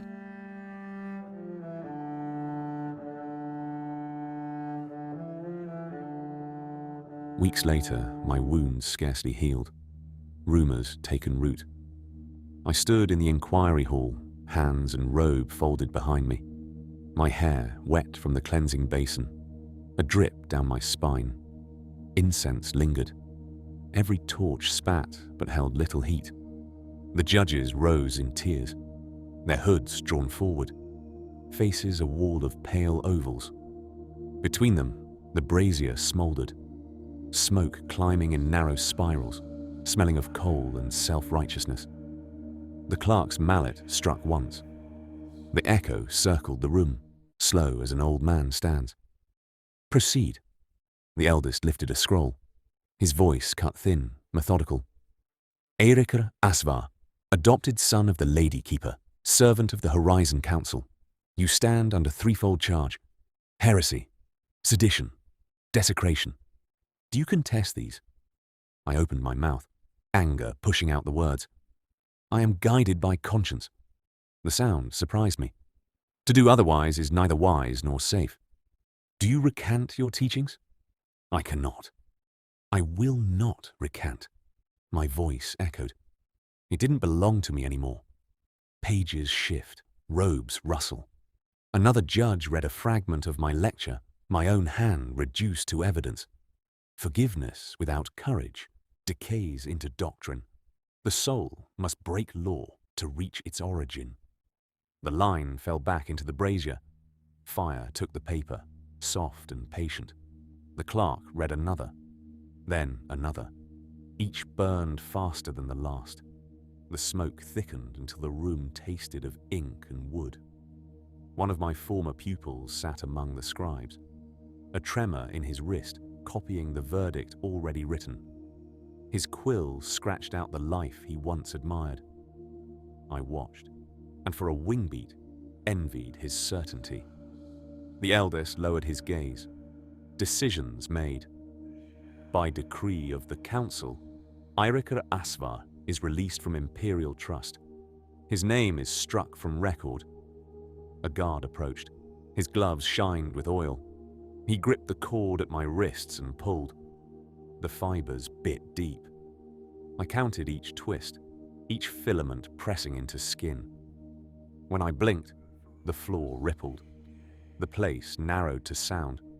The creak of leather, the rasp of iron, the whisper of robes brushing stone. Remove his seal. A chisel met metal. The ring snapped from my neck and spun across the floor, catching a single line of fire before it stopped. The emblem glinted once, then dulled. My hand tightened by reflex. The damaged knuckle flared, hot and swollen, and for a breath I was 20 again, wrist deep in blood, hearing men praise the strength that later curdled in me. Remove his girdle. My belt slid free, the weight of it gone from my hips. The hall exhaled. Remove the scholar's braid. A blade flashed, hair falling against my collar, warm for an instant, then gone. The skin at my nape stung where the knife touched too close. The eldest gestured. Speak your final address. I stepped to the dais. The marble slick under my heels. Their faces blurred together. One mask repeated itself 100 times. My tongue tasted of a thing dying. You demand confession, I said, but you have already carved it. You wanted silence, not justice. The nearest judge recoiled. The eldest raised a hand. Restrain him. Hands seized my arms. The cords ground deeper. One strand snapped, slicing the back of my thumb. A bead of blood rolled down my palm, bright as lacquer. You have proven guilt, he condemned. And you have proven no conscience in the Empire, I answered. The guard's elbow drove into my ribs. My breath bent inward. The hall slanted, yet I kept my feet. They conferred in murmurs, wax tablets, stylus scratches, soft clicks of closure. The clerk's voice rose above them. Sentence? Perpetual silence. Civic death. 2 guards took my elbows. The doors at the far end unbolted. Daylight cut through the gloom, sharp and white. I smelled wet stone and a faint sweetness. Before they moved me, I glanced toward the empty chair at the top tier. Helia Nye's seat, draped in indigo, untouched. The cloth stirred in the draught. She stayed away. Her absence weighed more than any verdict. The guards pushed forward. The hall faded behind me. Its torches flickered into distance. I walked toward the light, and the air hit my face. Raw, bright, unforgiving. The guards pulled me forward. The taste of blood coated my tongue. Mutters rolled down the steps in slow waves. Names, curses, prayers whispered through teeth. My name still carried weight. They tossed it back and forth to see if it shattered. The first shove came hard. Knees hit stone. Laughter answered. Another push. Shoulder, hip, hand against pavement. The crowd split around the sound of my fall. I caught the edge of a step. Fingers slipped. The guard jerked me upright again, more for rhythm than charity. For a moment, everything held still. The crowd, the wind, even the gulls above the harbour. Then sound returned. Coins clattered, laughter, the low chant of ritual closure. The guards stepped back. Their work ended where gravity began. A woman in the crowd lowered her hood. Her eyes met mine, wide and wet. She bowed her head once, so slight it may have been accident. The herald called out the last word of ceremony. Dismissed. Erased. I stepped forward into the street, the crowd parting without touch, as if I was a thing of contagion. My shadow lengthened ahead of me.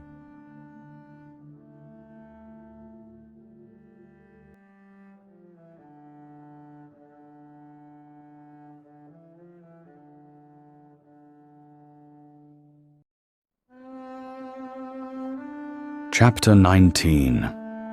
Red Thread.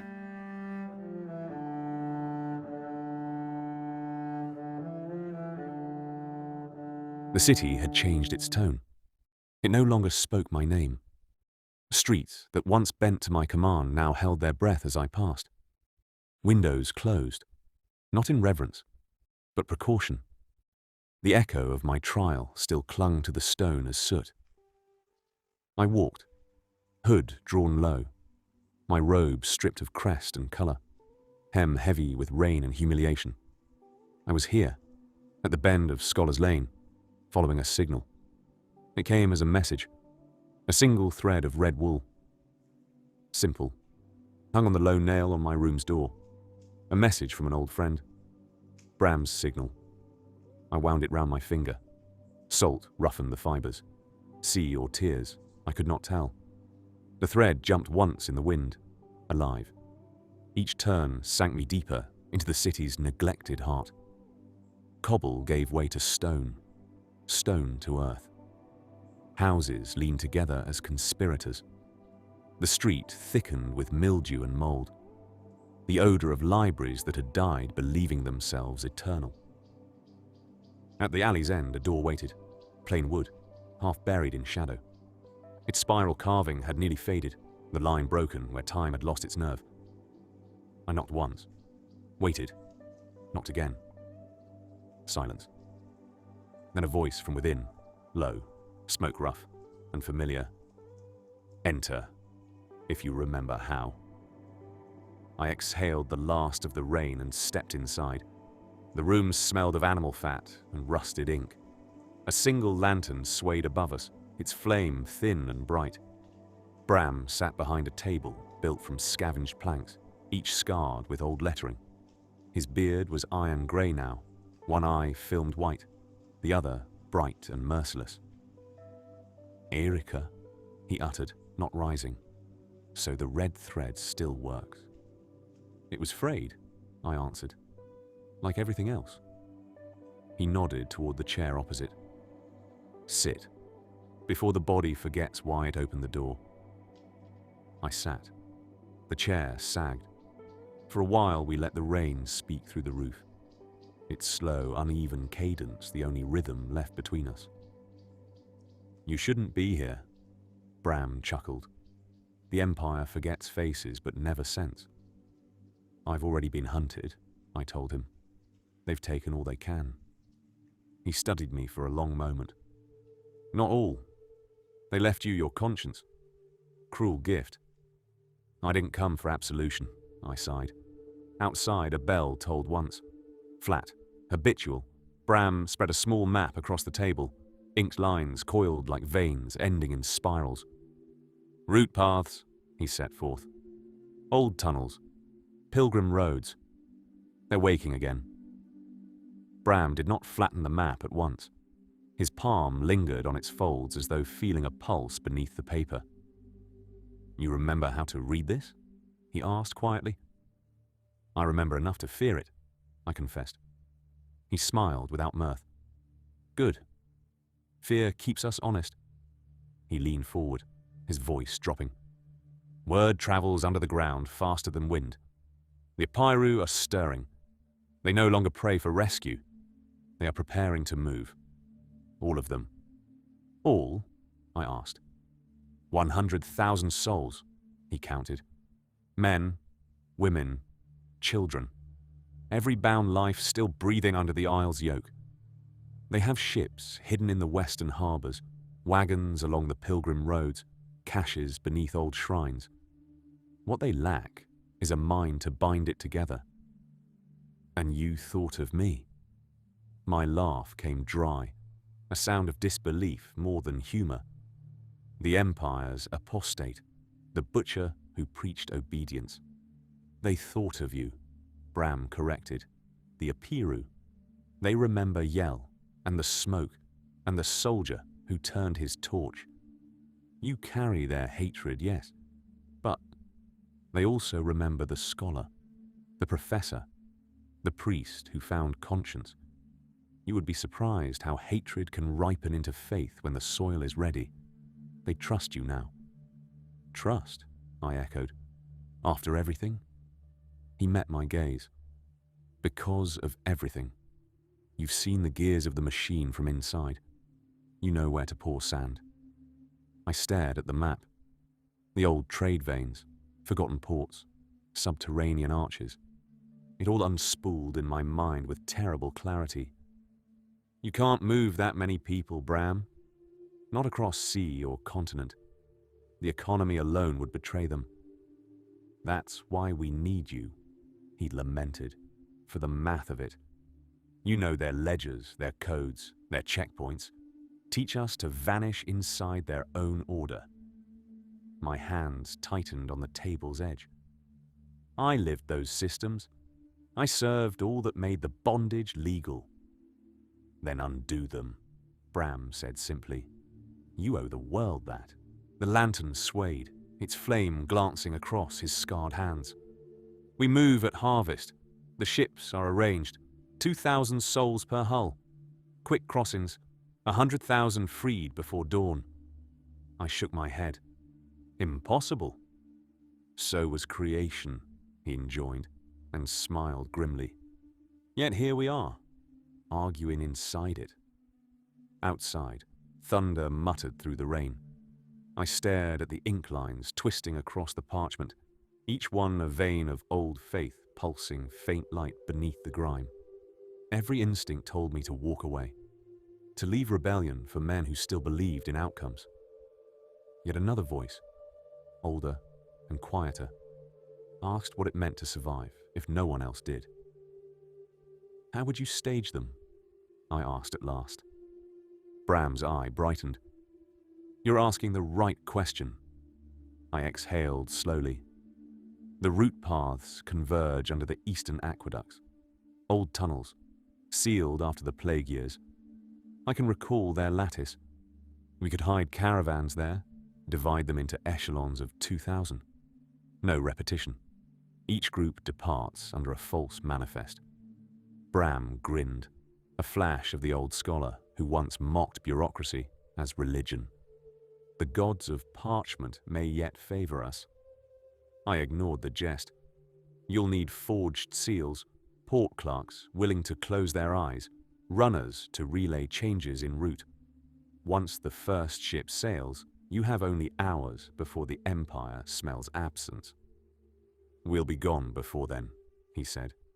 This isn't deliverance, I warned. It's triage. Every freedom begins that way, Bram decreed. One wound bound before the next opens. He reached across the table, grasped my wrist. The callus of his palm pressed against my pulse. You know the maps, the guards, the timing of tides. You were their architect once. Be ours now. I wanted to pull away. Instead, I looked at him. The old face lit by stubborn hope, the lamplight burning in the cataract of his ruined eye. If I do this, I said, you'll owe me nothing. Bram nodded. We'll owe you everything. No, I said. You'll owe me silence.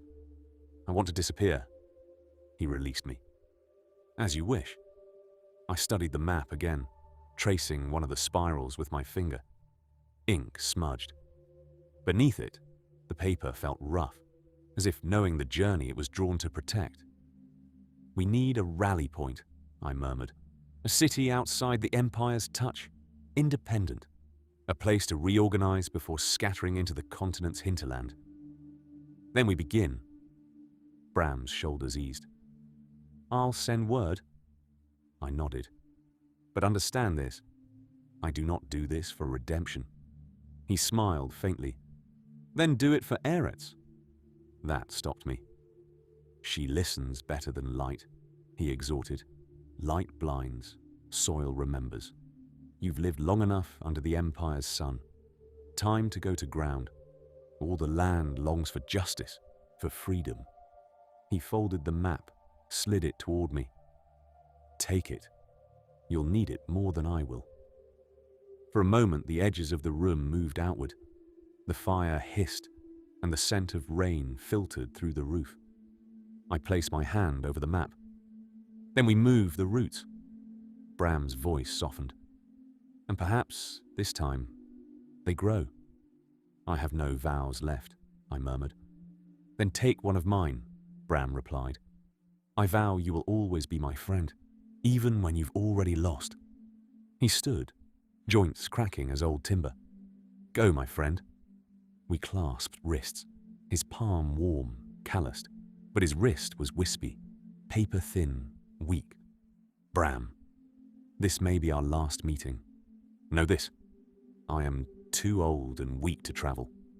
They'll come, he said, but the dust will lie for me.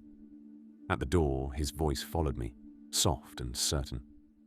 Irica, you will always be my friend. The rain received me. The city's breath was shallow. I walked into it, and this time I did not look back.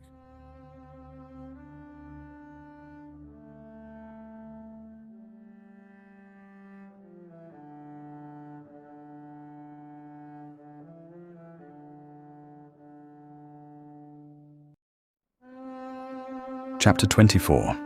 When the harbour turned.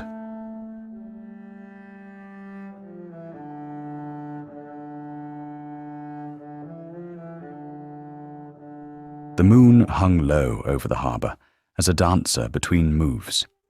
Its pale light shimmered over the still waters, silvering the anchored fleet, dozens of ships, silent and waiting. Their sails furled, their hulls painted in shadow. They seemed ordinary from a distance. Just another night of repairs. Lanterns swung gently from the piers, casting warm halos over the figures below. Apairu dockworkers moved with practiced calm. A foreman crouched along one of the larger ships, the calluses of his hands gripping canvas and rope. With two younger workers beside him, he draped the hull with tar-stained cloth, securing it with careful hammer strokes. To anyone watching, the vessel was under repair. "This side's done," the foreman said, standing with a wince. "Move to the next." The younger men nodded and vanished into the dark. On deck, there were no lights, little noise, only shadows moving with intent. Beneath the canvas, families were boarding, women and children slipping aboard with silent steps and braced hearts. Near the dock's edge, a female labourer knelt by a gangplank, coaxing a child forward. Her voice soft, her grip firm. "Stay with your sister," she whispered. "Stay low. You'll be safe." The boy nodded, wide-eyed, clutching his sibling's hand as they vanished into the hold.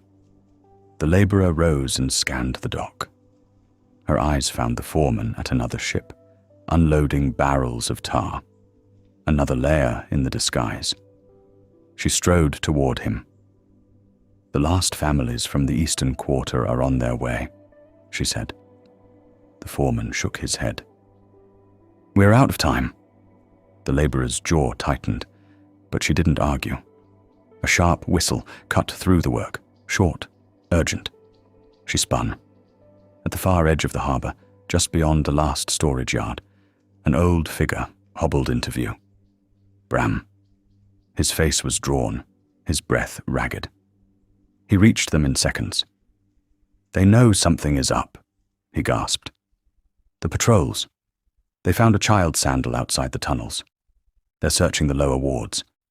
We have minutes. No more." The labourer's stomach turned to stone. "How many have boarded?" 18 ships full.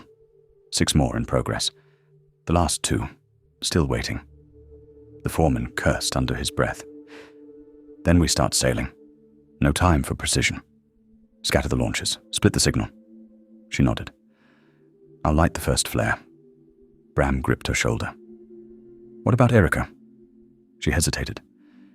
"He's not here." "Where is he?" he asked. "I don't know." She climbed the dock tower, 2 steps at a time, legs burning with urgency. Below her, the harbour blurred into movement. Figures ran, lifted, pushed. Mothers wept, muffled into silence. Fathers vanished into hatches, re-emerging with ropes and sacks. She reached the tower's peak. The wind howled. She struck the flare. A hiss, then fire. Red light bloomed over the water, searing the fog. A second flare answered from the far end of the harbour. Then another, and another. The ships began to move. One by one, as teeth coming loose from a dying jaw, they slipped into the mist. Atop the citadel rampart, a watchman gasped. Flames over the harbour. Sails unfurled. Too many ships. Too fast. He sounded the bell, and it was too late. The docks used by the Imperial Armada started to burn. Barrels of pitch were overturned. Torches dropped. Smoke bloomed into the sky, veiling the exodus in fog and flame. Those left behind ignited what they could. Cover the others. Become myth. Screams mixed with the shouts of confused Imperial officers. The space was acrid with confusion and smoke. On the water, the last of the silent ships vanished into mist. I watched from the northern bluff, wrapped in a rough cloak, hidden among the ruins of a collapsed outpost. Beside me, Bram approached, knelt, breathing hard. "I found you." "They made it," he said. I nodded, and then replied, "You knew I would wait." He didn't answer. We both felt that someone had to stay behind. When the fires died and the Empire awoke, the numbers would horrify them. Tens of thousands, gone. Ships missing. Workstations abandoned, and no central name to blame. Only the whisper of a man once called a commander, then a priest, a scholar, a man who had become something else. "Come," I said. "I need to make it to the hidden harbour by tomorrow night."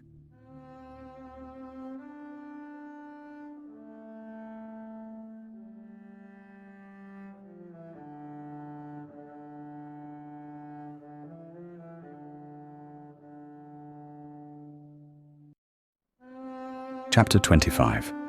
Rebellion by Absence.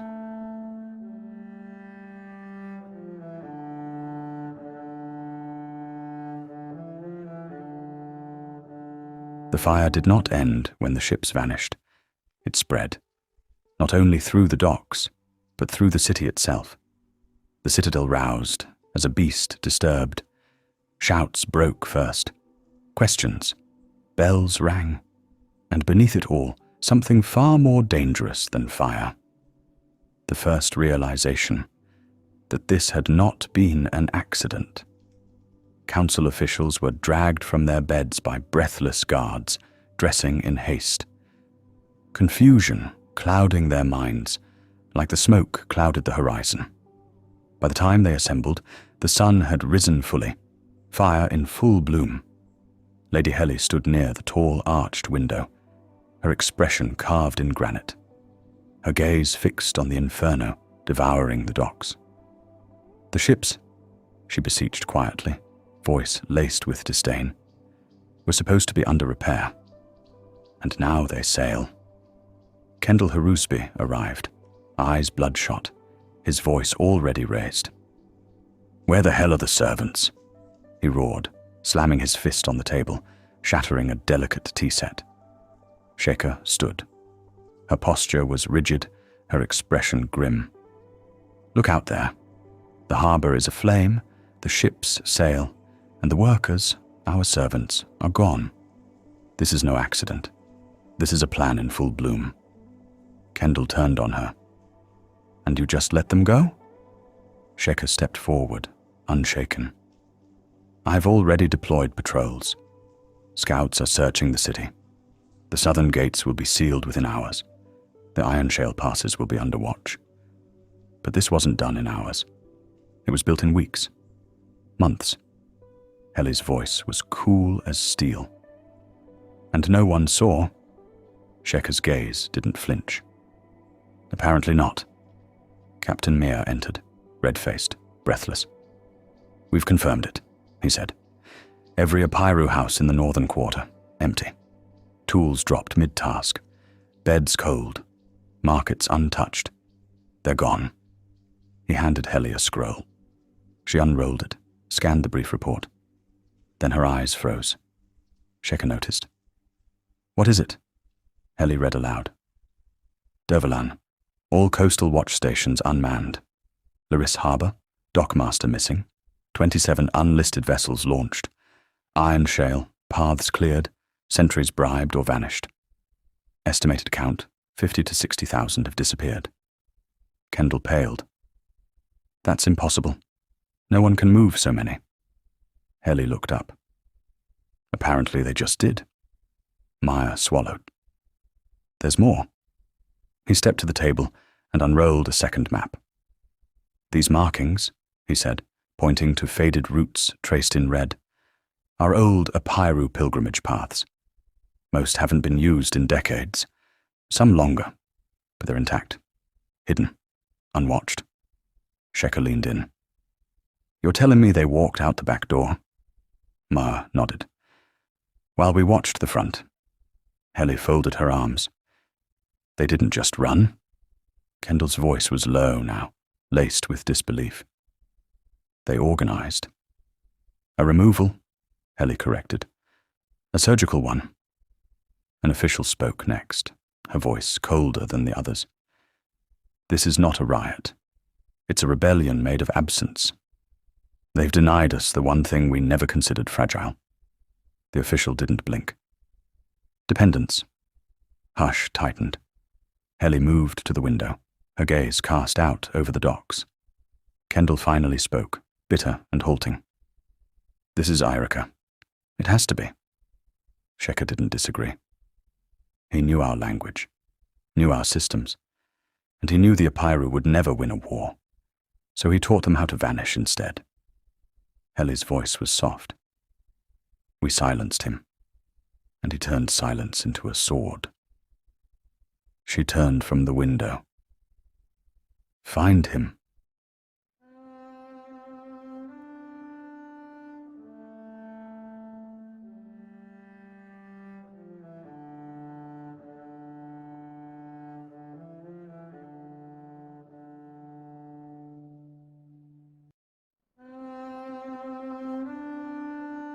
Chapter 26.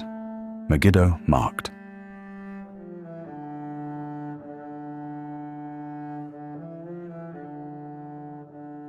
Near the end of the day, the antechamber was dim and airless. A single lantern swayed above, its flickering light distorting shadows across the walls as echoes of guilt. The stone beneath them held the scent of scorched wax and stillness. In the center knelt an Apiru servant, her hands trembling against the hem of her skirt. She did not speak. Kendall stood nearest, his eyes burning with impatience, his fingers drumming against the hilt of his belt kirpan. "Speak," he commanded, his voice sharp enough to cleave bone. "Tell us who planned this rebellion. Where are they going?" The woman shook her head, tears lining her cheeks. "I know nothing, my lord," she whispered. "I swear it. I don't know where they've gone." Heli stepped forward. Her heels clicked as a verdict against the floor.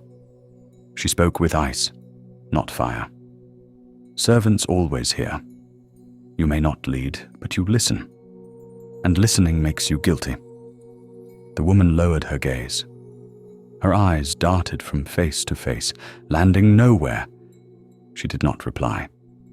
Kendall sneered. "Enough."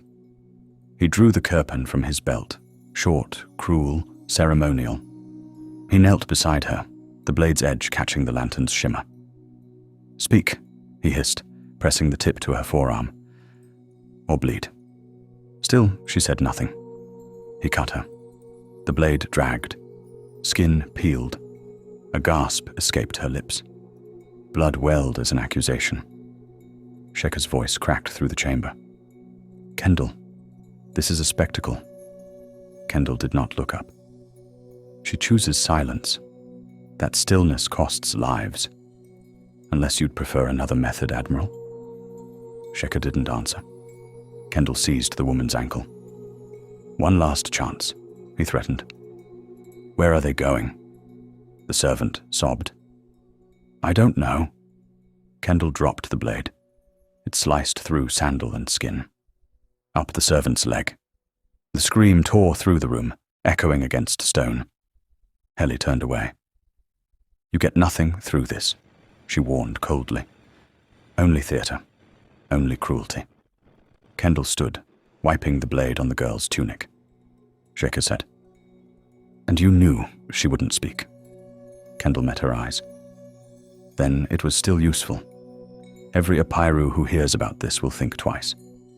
Sheka's face hardened, but she gave nothing. Heli turned to the guards. "Take her to the infirmary. Do not let her die." They obeyed.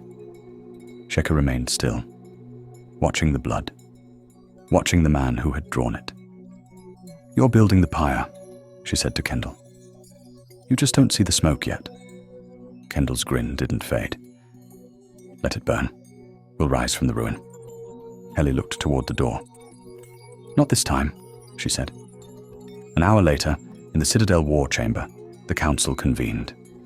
No scrolls or ceremonial language, only names and targets. Sheka stood before the map. "They've scattered," she said.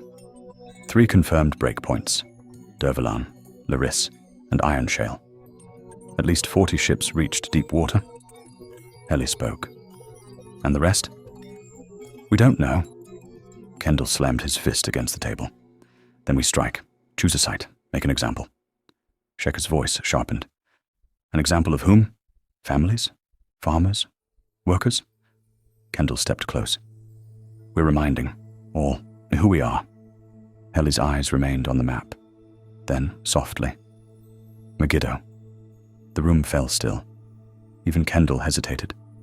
Sheka blinked. Megiddo is an independent outpost city. Access to the inner continent.